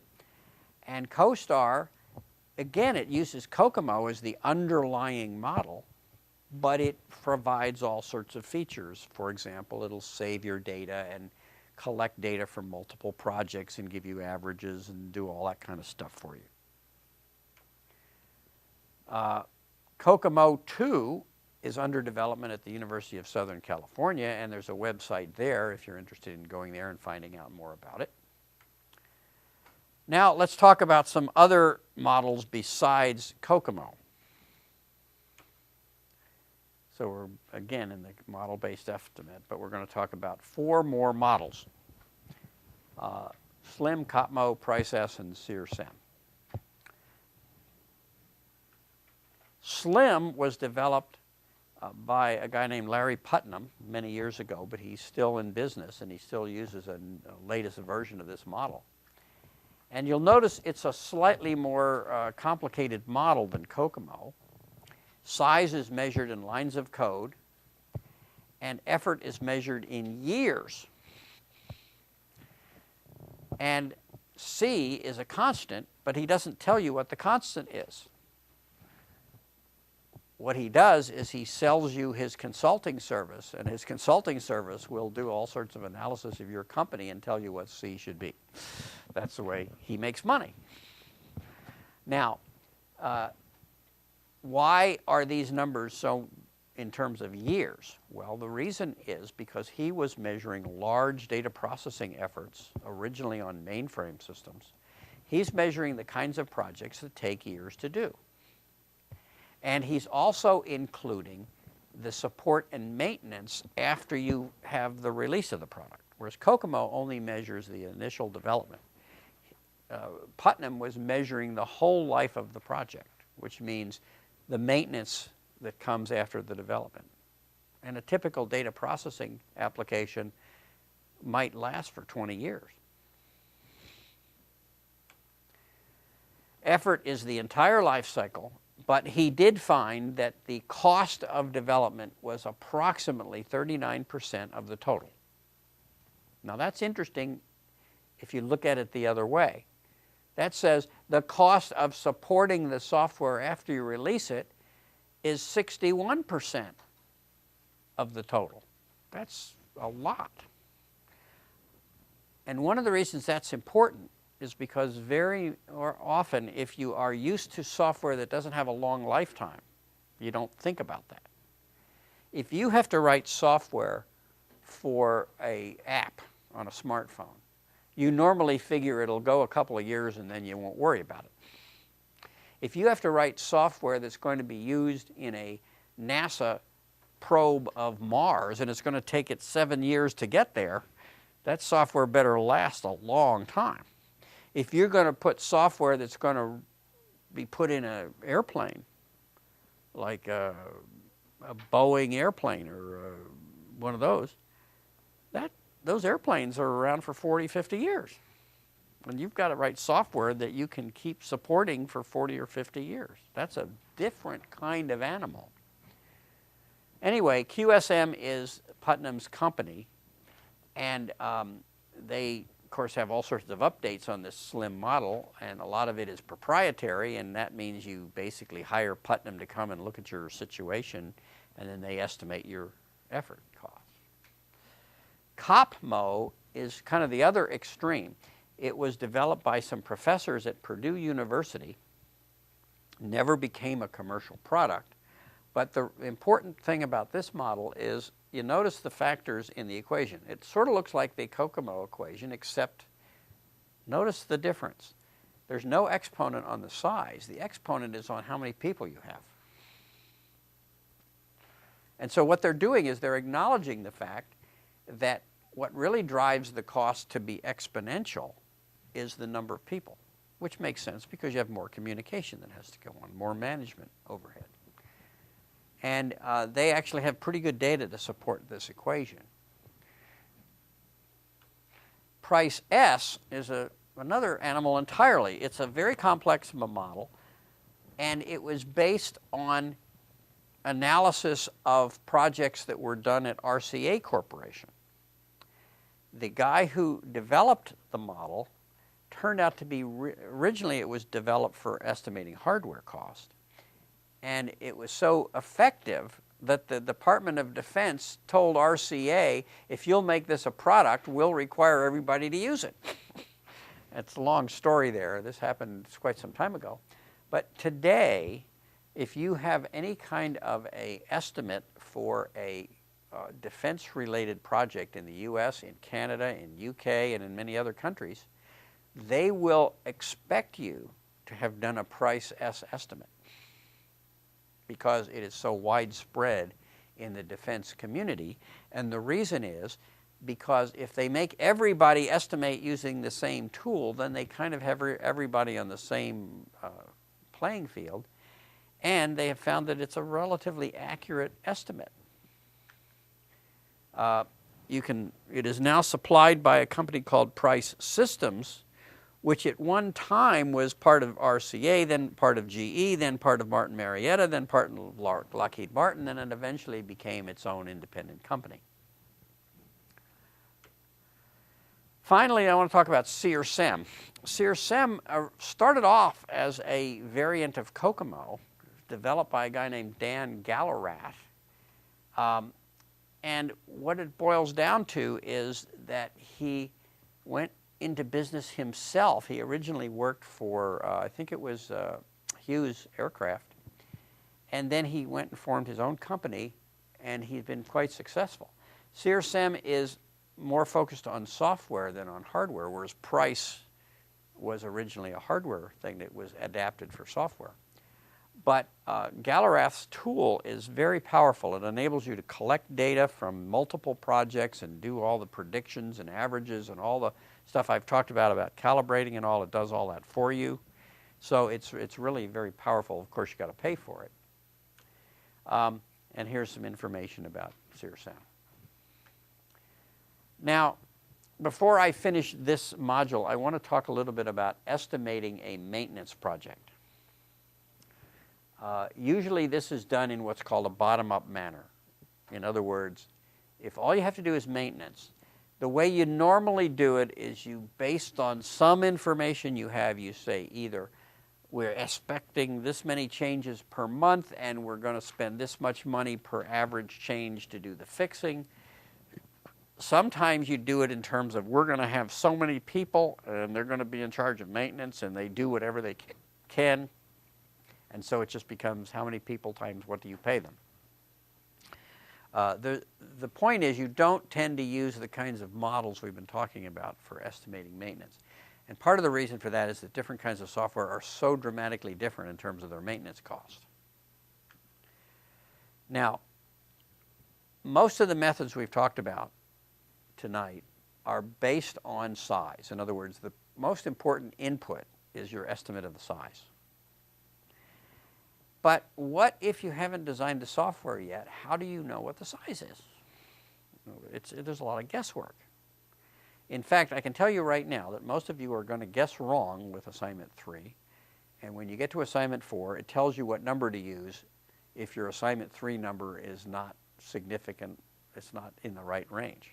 Why? Because I expect you to get the wrong number in assignment 3. I'm more concerned about whether you're using the right approach rather than whether you get the exact right number. And when we grade it, I'll tell you about what I think you should have done differently. But the point is, if you don't have an accurate size estimate, how can you hope to have an accurate effort estimate? Well, that's one of the problems that led to function points. But here's some things to keep in mind. Generally speaking, you can generate an estimate of your size better after you've designed the software than beforehand. So it's really important to plan to update your estimate. If you have a method not based on size, for example, you could use wideband Delphi to estimate your effort and not, you might have guesses on the size, but say what we're really trying to say is what is all the tasks we have to do and how long do you think it's going to take to do each one, blah, blah, blah. You can use a bottom-up method where everybody is told, here's your section, how much is it going to cost to do your section. You can use function points. There's lots of methods you can use when you don't really have an accurate estimate of size. But the point is, you really need to plan on updating your estimate after you know enough to have a better estimate of the size. Here's another issue with any estimating method. You can manipulate the method to get any answer you want. For example, intermediate COCOMO, you have all those cost drivers. If your number is higher than you think it should be, you can take one of the cost drivers and lower it and then make your number lower. And you can probably make a case for why that number ought to be lower. The point here is it's really important to collect data on real projects so you can calibrate whether or not you're in the right ballpark. Estimators tend to underestimate. It's just human nature. You ask anybody to estimate anything, and they tend to underestimate. It's just human nature. Ask any student, when are they going to get their last project in? And they're always going to tell you, oh, before the end of the semester. Well, the end of the semester, I get all these emails. Can I be a week late? It happens all the time.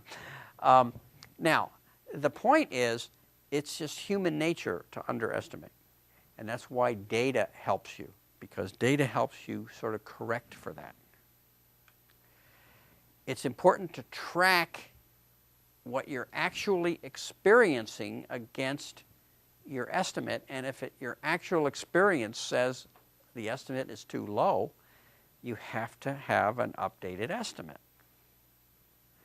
Now, people don't like this, but if you're estimating software, see, let's take this simple example. If you go to a home builder and say, I want you to build me a house, and I'll pick a number. Let's say you say, I want a $200,000 house. The home builder will basically give you a house that'll cost about $170,000. Now, why? Because they know that most of the time they're going to underestimate, and it's really going to turn out to be about $190,000, $200,000. But let's suppose you work for a company and you want a $200,000 project. Well, the company has a tendency to say, what is it really going to cost? And so if you make all these very optimistic assumptions, you say, well, I can probably do the project for $170,000. So they say, okay, we'll give you a budget of $170,000. And then, of course, you end up needing $200,000, and you're over budget. That's the way companies tend to run. So there's all kinds of issues involved there in terms of what is your estimate versus what do you think it's really going to cost. And the tried and true method is keep track and update your estimates. And when you see that your estimate is too low, be willing to say it's too low, we need to make a change. Now, another option is to just not do some of the functions. If you have a hard budget and you can't exceed it, say, okay, here's a list of the functions we can't get done. Use multiple methods. Very important. We talked about this with size estimates. The same thing applies with cost estimates, with effort estimates. If you have 3 estimates, then you know the range of possibilities, of likely possibilities anyway, and you don't end up picking the one on the far left because it's the lowest and then ending up being way off. It's important to remember that in the process of doing a good estimate, you gain knowledge and insight, which enables you to make better decisions later on in the project. If you get 2 different estimates and they give you different numbers, then you have to think about why they're different. You have to start figuring out which one do I trust, which forces you to learn something, which gives you more insight in your project, produces more accurate estimates. This is the way a good military commander will work. He'll have 3 teams and he'll have each one of them come up with a plan, and the plans will be different, and it'll force them to study each other's plans. Why? Because the net effect is they all learn a whole lot more. Another consideration is that there are sometimes factors that the models don't take into consideration. For example, management and the way your company is managed. Most models don't have a very good way of incorporating that into their model. Particularly because it's embarrassing to talk to the boss and say, "Boss, the reason our cost is so high is because of you." Bosses don't tend to like that. So there are always going to be factors that the models don't take into consideration that you need to take into consideration. If you know that your numbers are always 7% higher than what Kokomo predicts, well, that's what you do. You say, run Kokomo, add 7%. One of the things that goes on, unfortunately, is that when they study the way technical people work, they conclude that there is a certain percentage of time communicating with others, a certain percentage of time where they need quiet, and a certain percentage of the time when they actually make progress by doing non-project related activities.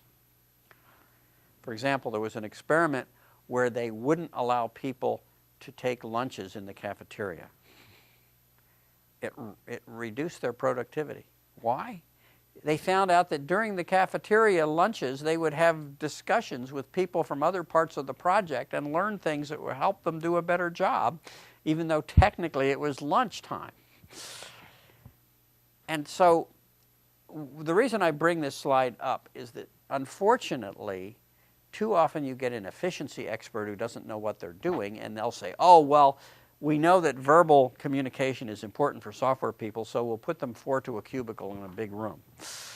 Well, it turns out that cuts out the quiet concentration part of their job and ends up hurting their productivity sometimes. There's a very good book that talks about a lot of these issues called Peopleware, which I think is on one of the reference lists, and I recommend it. Another thing to keep in mind is when you do a software estimate, you're only estimating a small portion of a project. There is software stuff you have to do that's not covered by your estimate. There's project level stuff you have to do that's not covered by your estimate. And there may be even stuff way beyond the technical part of the software. You may have to go to meetings, you may have to do travel, you may have to take required training. For example, I am required to take a mandatory training class for SMU that takes me about 10 hours. I didn't count on that when I decided to teach this class, but I've got to find 10 hours to take this mandatory training class. But anyway, the point I'm making is don't lose sight of the fact that whatever you estimate when you estimate software is only a small piece of a larger number. All right, to summarize this module, intermediate Kokomo combines basic Kokomo equation with effort multipliers and cost drivers. Kokomo excludes some things. Remember what it does and doesn't include. There's other models we talked about, and it's best to use multiple methods and compare the results. Okay, we're going to say more in the next module. And we have a little more time. So what I'm going to do now, before we take our break, is I'm going to talk about the midterm exam, which is due in a week. and I thought most of you would probably find that to be an interesting topic. Okay, let's talk about the midterm exam. There are three categories of students, basically. There are people who are signed up to come to class, and you have to show up in a week and sit in the classroom and take the exam. There are people who are distance education students. That means they watch the course through a video download. But if you are in the Dallas area, you're supposed to come to class next week and take the exam with everybody else. So there will be some new faces in the room next week. The third category are people who are distance education students who either don't live in the Dallas area and can't be expected to come to class, or have some other valid reason for not coming to class. There are various reasons. I won't get into those. But in that case, you have to have what's called a proctor, and SMU arranges that with you. And if it can be somebody you work with, it can be you can come to SMU and have one of the secretaries do it. There's all sorts of solutions to the proctor technique. But the point is that no matter which way you do it, next week is when we're going to do the exam. And if you have to use a proctor, you can take the exam other than at night on Monday night, but it has to be in that same week. Now, let me tell you how the exam is going to work. At the time we start the class, the exam will be available on the blackboard. And what I'll expect you to do is download it onto your laptop computer in the classroom. At the end of the exam, when you're finished, you will upload it back up to the backboard. If you are unable to do that, you don't have a laptop computer, you're unable to make it work on campus, whatever, then you need to let me know. And in that case, I will bring a hard copy, a printed copy of the exam that I will hand to you and you can take during the exam period when everybody else is doing it on their computer. I prefer to have it in the computer because that way I have a Microsoft Word file that I can edit and make comments on, whereas if it's hard copy, I have to write it on the paper. But either way, that's the way the exam works. Now let's talk about what the exam will cover. It will cover everything up through Module 20. That's the next one we're going to do tonight. And I don't know if it's out there yet, but there's a sample exam to give you a rough idea of the kinds of questions. But my favorite question works something like this. Explain this using an example. The way I grade it is, I imagine I'm a coworker of yours and I've asked you some question related to something we covered in the class. And I'm looking for your explanation in your words that convinces me you know what you're talking about. And in most of these cases, it'll say, do not use any example used in the class lecture. So if I gave you an example, you have to use a different example. And the reason for that is I want you to think about it enough to be able to come up with a different example on your own. So every time we talked about a concept in class,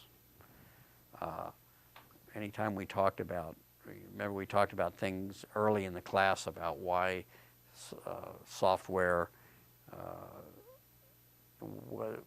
myths and facts about software. Remember we talked about that, and then later on during reuse we talked about why reuse isn't free and all this kind of stuff. I'll be asking questions like, your boss gave you some software and he wants you to use it and he expects it to be free. Explain to your boss why it's not free. That would be a typical question. And we covered all that in class, but I expect you to understand it well enough to be able to explain it. Okay? So that's the way the exam's going to be.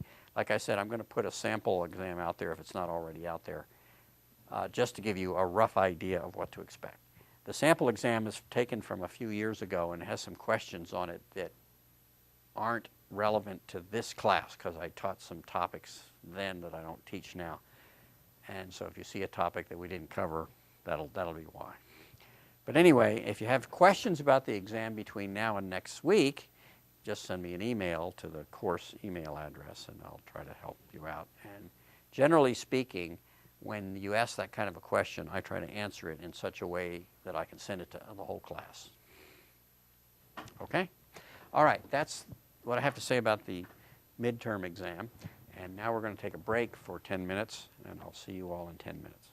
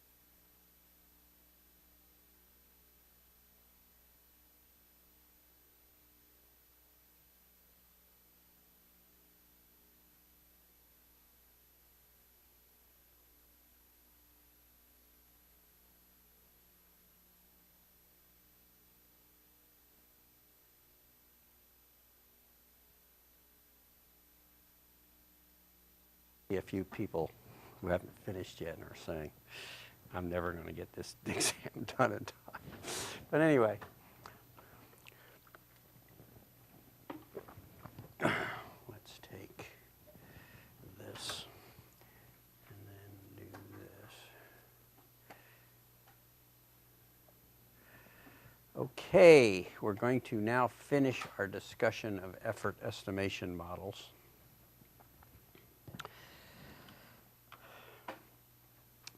We're also going to talk a little bit about converting effort to cost, and a little bit more about Kokomo 2, and then a little bit about agile and adaptive life cycles and some things that are a little different there. Okay, so this is the last lecture in the estimate effort and cost box. Let's talk about bottom-up effort estimating. This is in the category of other non-model based methods. This method may take a lot of time, especially on a big project. May or may not be based on size estimates. What you do is you have to have at least some concept of how you're going to design the software. You break it down into components, and then you estimate each part or each component, and then add them all up. And the people who estimate the individual components are the people who are likely to be the ones who are going to have to do those components.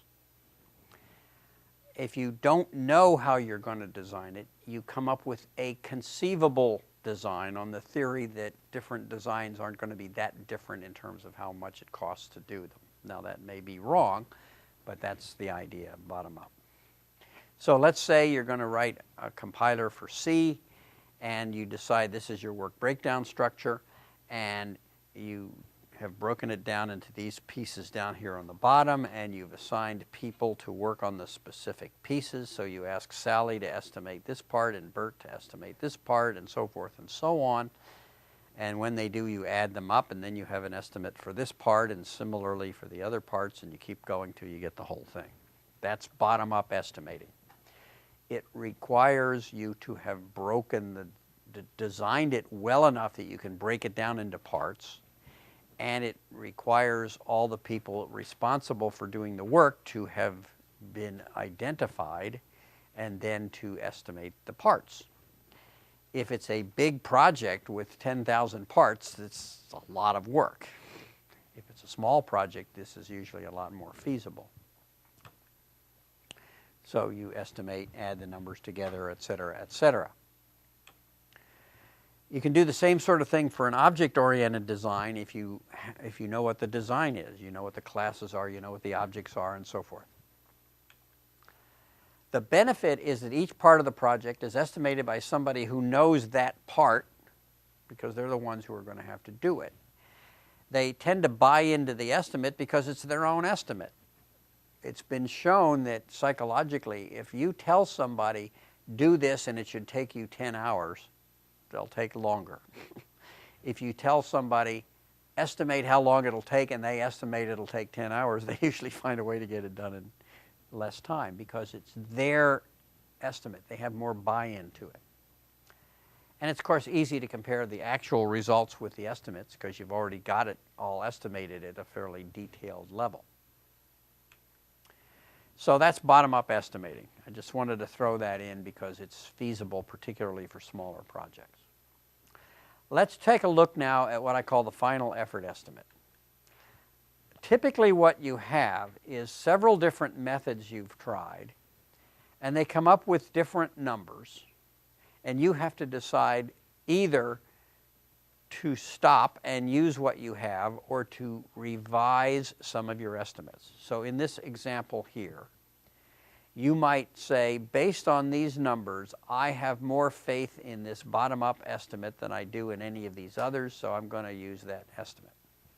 That's what this example shows. The person who made the decision here said, I trust this estimate more than I trust these estimates.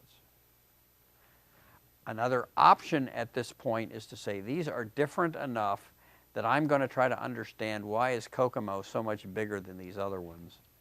And you look at the Kokomo cost drivers and you say, were they reasonable? if you think the Kokomo number is right, you say, well, why is this number so low? And then you say, oh, well, maybe it's because I didn't take this into consideration and it should be higher.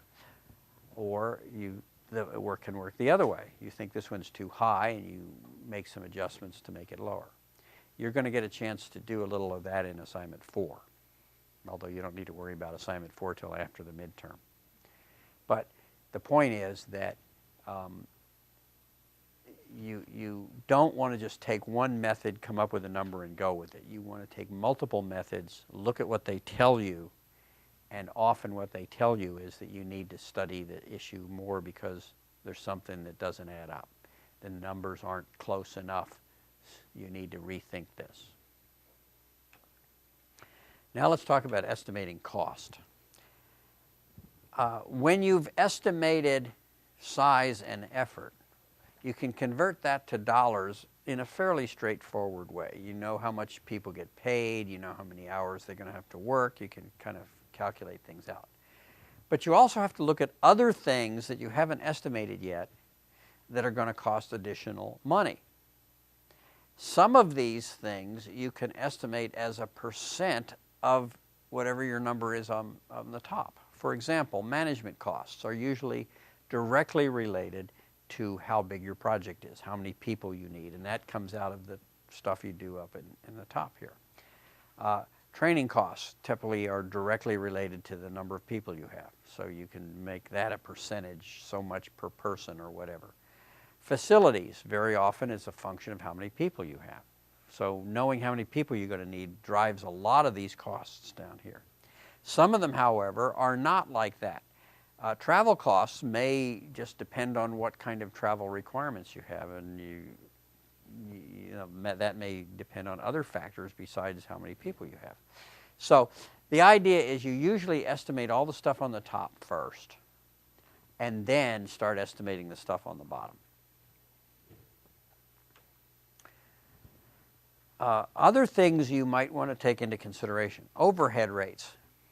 Most companies have what they call an overhead rate. Every time they pay a person $100, they have a certain amount of overhead they have to pay for that person. They have to pay for their holidays and vacations and sick leaves and Social Security contributions and all kinds of stuff, retirement plan contributions, whatever benefits the company offers.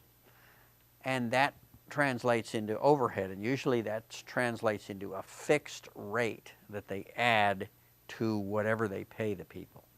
So you can throw that into the equation. If you are a company that has to borrow money in order to do the project, then you have to pay interest on that money, and you can factor that in. Profit margin. Different companies calculate how much profit they want to make off this project and add that into the cost. Management and support activities. There's different ways of throwing that in. I mean, somebody has to pay for the project manager, even though the project manager's job is just to tell everybody what to do. And you may have to buy equipment. And if it's capital equipment, what that usually means is that it's something that's going to last you for a long time and that you may use in a later project. It's not just limited to your current project. So you have to have ways of calculating costs for that kind of stuff. Here's an example. These are the different activities, and this is the percentage of your total cost or your total hours of labor, and this is how much you pay an average person working in the requirements phase, an average person working on coding, and so forth. And you multiply them all out and add it together to get your cost. So if you have 1,000 hours of people doing requirements and you pay the average person $65 an hour, that's $65,000 for that, and so forth for the rest of the stuff. And on top of that, you can add overhead costs and things like that. It's important to keep the experience factors consistent. Let's suppose you have this situation here. And let's suppose somebody wants to figure out a way to cut some money out of the budget. It's usually not the software manager who wants to do that. It's usually somebody else, a financial person or a project manager. So they say, well, why don't we hire more of these people who do tests and have some of them do requirements, because these people are half as expensive as these people.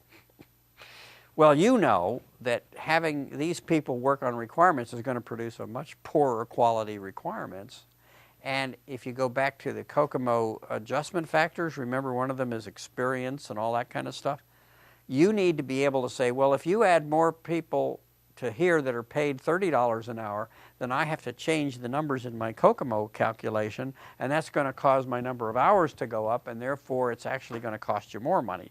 You have to be in a position to make that statement, because typically what happens is you're all ready and you've got your estimate and you're ready to go, and then somebody from above tells you, cut the budget and here's how I recommend you do it. And you have to be able to respond to that, because otherwise they'll make that kind of a cut and you'll be stuck with dealing with the consequences. So that's what we're talking about here. It's tempting to cut your cost estimates by boosting the percentage of lower cost staff. It doesn't usually work, but there's a temptation to do that. Now let's talk about Kokomo 2. It was started in the mid-90s when Barry Boehm went to the University of Southern California. The model has been around now for about 20 years. And let's talk a little bit about this model. It was originally set up, remember I talked about the basic Kokomo equation? It was developed for what they call custom-built to spec software projects. And then they added intermediate Kokomo at about the same time. And in those days, in the 1980s, that's the way most software was. The customer would say, I need software to be the database for my company, or I need the software to do all the payroll, or I need software to operate my guided missile, or I need software for navigating my airplane, or whatever it might turn out to be. In 1989, they recalibrated it for programs written in the Ada programming language. It's a long story as to why they did that. But anyway, they did it, and it was basically the same equations, it's just A and B were a little different. But these are the kinds of software that this original Kokomo model did not address. Business-type software. Object-oriented, they didn't really factor that in. Commercial off-the-shelf stuff where you buy things and put them together. Evolutionary development efforts. Agile development. They didn't bring any of that into the equation. Now, all of those things were out there. People were developing software in those categories, but Kokomo wasn't calibrated for any of those. So what they decided to do is, what are we going to expect to see happening in the 21st century, and how can we modify Kokomo to account for that? And they spent some time improving the model, and that led to Kokomo 2. And I've got pictures of two books here which are kind of important. Software Engineering Economics was published in about 1980 or so. It is the book where Barry Boehm introduced the Kokomo model and explained intermediate Kokomo, and all the things I'm teaching you in this class are based on what's in that book. You notice this picture here, and you notice I have pretty much the same picture here. I'll explain the picture in a minute. When they did Kokomo 2, they basically updated the book 35 years later and came up with this book called Software Cost Estimation with Kokomo 2. And it's the same basic kind of information, but it's been updated to reflect all the things they've added to the Kokomo model when they did Kokomo 2. These are both really important books. If you're in charge of estimating software for a major organization, you ought to have both of these books available. They are very, very insightful books. Now, what are these factors that are on the front cover? They're all the effort adjustment factors, except that they grouped them. And guess what this longest line is? This longest bar is people. They have the biggest impact on the cost. And all these other things have less impact. And in Kokomo 2, they've refined the list of factors a little bit, and they've done some other changes, so that's why the curves look a little different. But the point is that one of the things that came out of the Kokomo effort was a realization of which factors really matter when you're trying to decide what the cost of software is, and which factors don't matter very much. And that's what this chart represents. Now, let's talk a little more about Kokomo 2. In their model of the way people develop software in the 21st century, which is essentially today, they saw 3 different kinds of software over and above more conventional, here's a set of requirements to go write the software. They saw application generators. The idea here is that let's say you write software that generates payroll packages for companies. And the way it works is the company gives you their facts. So there's a company logo, and here's how many employees, and here's this, that, and the other thing. Here's what we pay people. And out comes software that generates their payroll.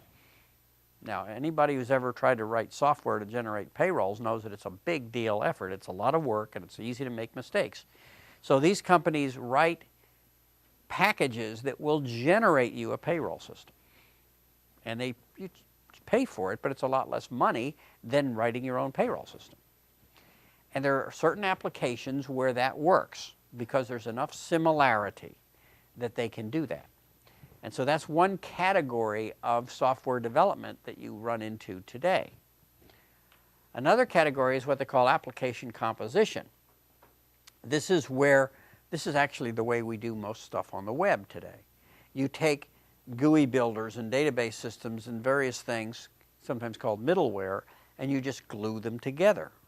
For example, have you ever noticed that whenever you get a menu on the web, it almost always has the same format? That's because everybody's using the same program to do their menu, even though there's totally different applications. One that I run into all the time is the one that says, what state do you live in, or what country do you live in? Well, it's always the same list, and it's always the same order, and it's always kind of works the same way because somebody wrote one and made it freeware, put it out there, and everybody uses it. So that's the sort of thing they're talking about here, where the way you write software is putting all this stuff together. And then there's what they call system integration, where it's kind of taking that on steroids and saying we have various major subsystems that we have ways of gluing together. And rapid application development kind of works that way. Anyway, they saw these as the primary ways people would develop software in the 21st century. And it turns out that the one in the middle in particular is very widely used today. And their strategy was to have what they call a submodel for each of these 3, and then you would tailor it to the project, and then you would integrate things. Well, they learned some things when they tried to do this, and I'm going to discuss what they learned in a minute. But if you're interested in further information, here's the relative link. What they ended up with is a little different. They ended up with a 3-stage effort estimation process. In the first stage, which corresponds to when you're developing prototypes, they use the application composition model based on measuring things in object points. Then for the second stage, they use a model based on function points and 5 cost drivers. Instead of having 30 or so, they put them into groups. Like one of the drivers is people. And they have sort of this conglomeration of all these cost drivers, and they say people get a score of X, and then they plug that in. And then for the third stage, they actually use something that looks pretty much like the traditional Kokomo model with a few little twists. And they call that the post-architecture model. It's the model you can use after you know the architecture of the software, and therefore you know what the components are, and you have a better understanding of how big it is. And so you basically take all the various factors that we talked about, all the cost drivers, and you plug in values for all of them, and it gives you an answer. There's another wrinkle they learned, and that is for every one of those stages, you produce 3 numbers. You produce an optimistic estimate, a pessimistic estimate, and an expected. Remember back when we talked about minimum, expected, and maximum on the size estimates? Well, they're essentially doing the same thing for the effort estimate. And they ended up with, the pessimistic estimate is the red line, and the optimistic estimate is the green line, and the likely estimate is the black line.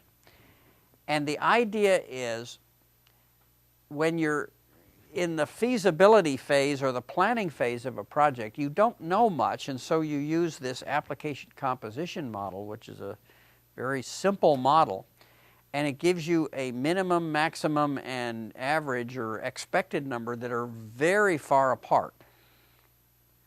And then later on, when you got the design done or ready to start the design, you use what's called the early design model. And then eventually you use what they call the post-architecture model, which is more like the traditional COCOMO model. And the idea is that you expect the estimate to be very uncertain at the beginning, and you expect it to get better over time. And by about the time you get to this 3rd stage, you expect the estimate to be fairly narrow in terms of the difference between the best case and the worst case. And then you can make much more sensible decisions about the total project budget and so forth and so on. Now, there's a lot more to it. I don't have time to really go into all the gory details of the COCOMO model here. But I think one of the most important things they learned is this diagram. The fact that you cannot expect an early estimate to be accurate. The best you can hope on an early estimate is to have a good understanding of the range of possibilities. And then as time goes on, you learn more and you can produce more accurate estimates. That's a really important point. When I was at Raytheon, we used to have an estimating process, and one of the most important things we did is, and this was actually done by the CEO of the company. The CEO of the company said, every time somebody gives me a software estimate, their numbers are different, their methods are different, and I don't understand what they're talking about. So he said, I want you to give me 6 slides that explain an estimate, and every project gives me the same 6 slides. So all the engineers spent all this time, came up with 6 slides, and sure enough, once everybody did that, the CEO could understand the numbers because they explained it to him once or twice, and he finally got it, and everybody did it the same way. Well, that CEO retired. They got a new CEO, so everybody updated. Everybody had to, how engineers are. You can never be satisfied with anything, so they came up with 6 new slides for the new CEO. But the point was, in the second version of these 6 slides, the estimates always had a high, a low, and an expected. And the management really liked that because it told them, yeah, we think the number's here, but in the worst case it'll be here. And so for all your risk management and setting aside money in case of emergency and so forth, you can assume that it'll be somewhere in this range. And they could make better decisions because we sort of trained management to expect a range rather than a number. And then we would always give them a range. And it worked out a whole lot better because you didn't end up with these situations where you are forced to come up with a number, you come up with a number, and then 3 months later you realize that number's much too low, and then everybody's mad at you for giving them the wrong number. Instead, you gave them a range, and you also told them what are the one of the other things we did is we told them what are the most important risk factors that are driving that number. Of all the different parameters, which ones are we most uncertain about? And also you'd turn it around and you'd say, well, the biggest risk is that we don't have enough competent people. And that was a really powerful message because if they were about to put a hiring freeze on the company, they would say, well, we'll make an exception because you need competent people because otherwise their costs will be too high. So what it boils down to is if you have good solid numbers and a good strong basis for your numbers, you're much more likely to convince your upper management to give you what you need to get the job done. Whereas if you just say, well, this is my number and you're going to have to trust me, they're not going to trust you. They're just going to say, well, you don't know what you're talking about. So that's something really important that came out of a lot of these studies of estimating. All right, now then there's something called Agile Kokomo. That's kind of what they're working on now, how to apply this to Agile projects where you're highly iterative. And it turns out there's not really that much difference. It's just that the problem is on the Agile projects, people don't like to collect the same kind of data, so you have to work that out. Let's talk about a few tips for Agile and adaptive type life cycles. First of all, in the Agile world, you know that you don't know enough to estimate the project. And so in the Agile world, instead of having a worst case, best case, expected number, you have a here's the number for the next increment that's fairly accurate, and then numbers for future increments are known to be guesses. It's a similar kind of a concept. And so the idea is you don't need to estimate precisely, but you estimate well enough to understand the scope of the work. You allocate reasonable number of resources and time, work on the first increment and see how it goes, and then you learn from that, and that helps you make a better estimate the next time. That's kind of the philosophy. Part of the philosophy of the Agile world is don't spend a lot of time trying to be precise in your estimate because you know it's wrong anyway. And I think there's an important point there. Don't produce more decimal places of accuracy than you have accuracy. You know, imagine getting on the scale to see how much you weigh, and the scale says you weigh 8.732372 kilograms or whatever. You know that the numbers after the decimal place are wasted time. You know, the first couple of digits are all that matter. So, a few tips about estimating adaptive and Agile life cycles. Whoops, I'm going the wrong way. Here's a good quote. It's better to be roughly right than precisely wrong. And this is something that engineers often don't get. Engineers often focus really hard on being precise without standing back and looking at the big picture, and then they're precise about the wrong number. You want to think about, can you be approximately right? And then if you can, maybe that's all you can figure out. Maybe you shouldn't bother trying to be more precise because it's a waste of time. All right, here's some ways the Agile community estimates. Everyone estimates their own tasks and you add them all up. That's a bottom-up technique. It works fine on little projects. You estimate in small chunks called inch stones because that's what you know about.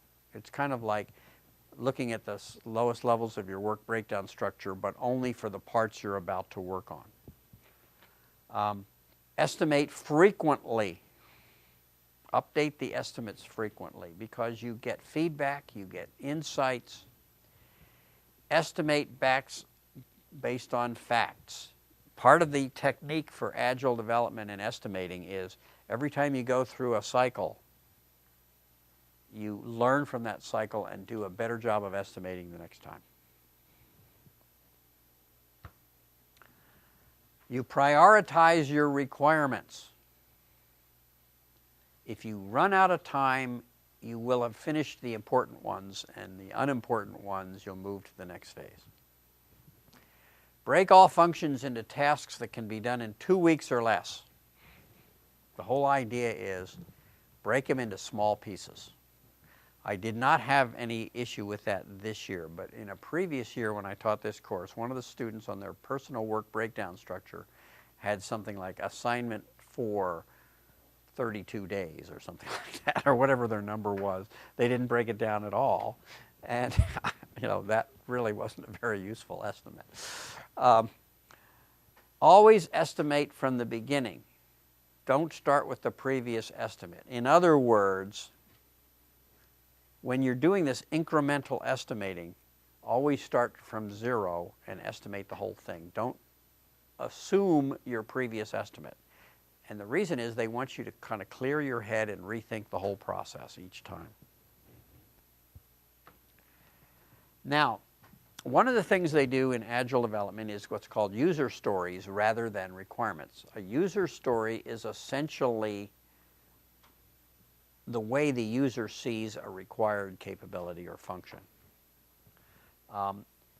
And the idea of doing it this way is you present it the way the end user would like to see it, and then you try to prototype that capability to make sure that you understand what they really want, and then you can then estimate because you have a prototype of what it's supposed to look like. You have a really clear understanding of the requirement. Now, this is a great idea provided you have access to the users. Sometimes you're in the kind of a project where you don't have access to the users. For example, let's suppose you are Boeing and you're making a new airplane. How much access do you have to airline pilots? Well, it turns out not much because they're busy flying airplanes.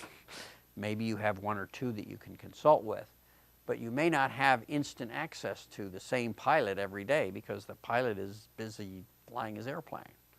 So there are cases where this doesn't work, but there are cases where it does. Story points as a unit. Remember we talked about function points? Well, story points is kind of like function points associated with user stories. It's roughly equivalent. A story point is roughly a week's worth of work, or in some environments it's 1 day's worth of work. And so you estimate each user functionality in terms of how many days of work is it going to be, and then you translate that into so many story points. And the part of the idea is that it's a small number and it's something that the end user can understand. If you do it this way, it's going to cost us 4 weeks. If you do it this way, it's going to cost us 2 weeks to develop it. Now, of course, you estimate in story points rather than function points, and that's how you do your unit of size is the story point. A story point is roughly 1 person week of work, although you can vary this. And you estimate the size of a story, a user story or a user functionality, not in terms of precise numbers, but in terms of rough estimates. So the sizes might be this, and you say which of these sizes comes closer to what the size is going to be. What you're doing here is you're saying, I recognize that my estimating technique doesn't allow me to be any more precise than this. It's more likely to be 8 than 5. Okay, that's good enough. That's all you need to know. Because you know that being 6.7 isn't really accurate. You know, you might come up with that with another approach, but it's probably not all that more accurate. Now, this is a list of some of the known Agile methods. In fact, there are another 2 or 3 pages worth of these, but these are some of the most commonly used ones. And one of the interesting problems with Agile methods is that sometimes what is said about one of these methods doesn't apply to some of the other methods. So when people say Agile people do X, well, maybe some Agile people do X, but not necessarily all. In fact, one of the things I've observed is that an awful lot of people claim they're doing Agile development because Agile is the buzzword that everybody in management wants to hear, but it doesn't necessarily mean that's what they're really doing. You have to pay attention to what they're really doing. Okay, to summarize this module, and we're going to get done just a little early tonight, bottom-up estimating can be costly and slow, but generates strong buy-in from the people who do the estimates. This is what's often used in Agile development because it's small enough that it isn't so costly. On big projects, this can be extremely costly. Kokomo 2 is a newer and more complex approach that takes Kokomo and applies it in different ways than it used to be. And most of these newer methods of estimating make the assumption that your initial estimates are very inaccurate, and they try to focus on the idea of updating your estimates and getting more accurate over time. Here are some references on this subject, and there's lots of others. In fact, if you're really interested in any of these subjects, I can give you more references than I have put in the course slides. Anyway, that's the end of the module. That's the end of tonight's lecture. And if you have any questions about the midterm, other than what is the first question on the midterm, I won't give you that answer. You find that out next week.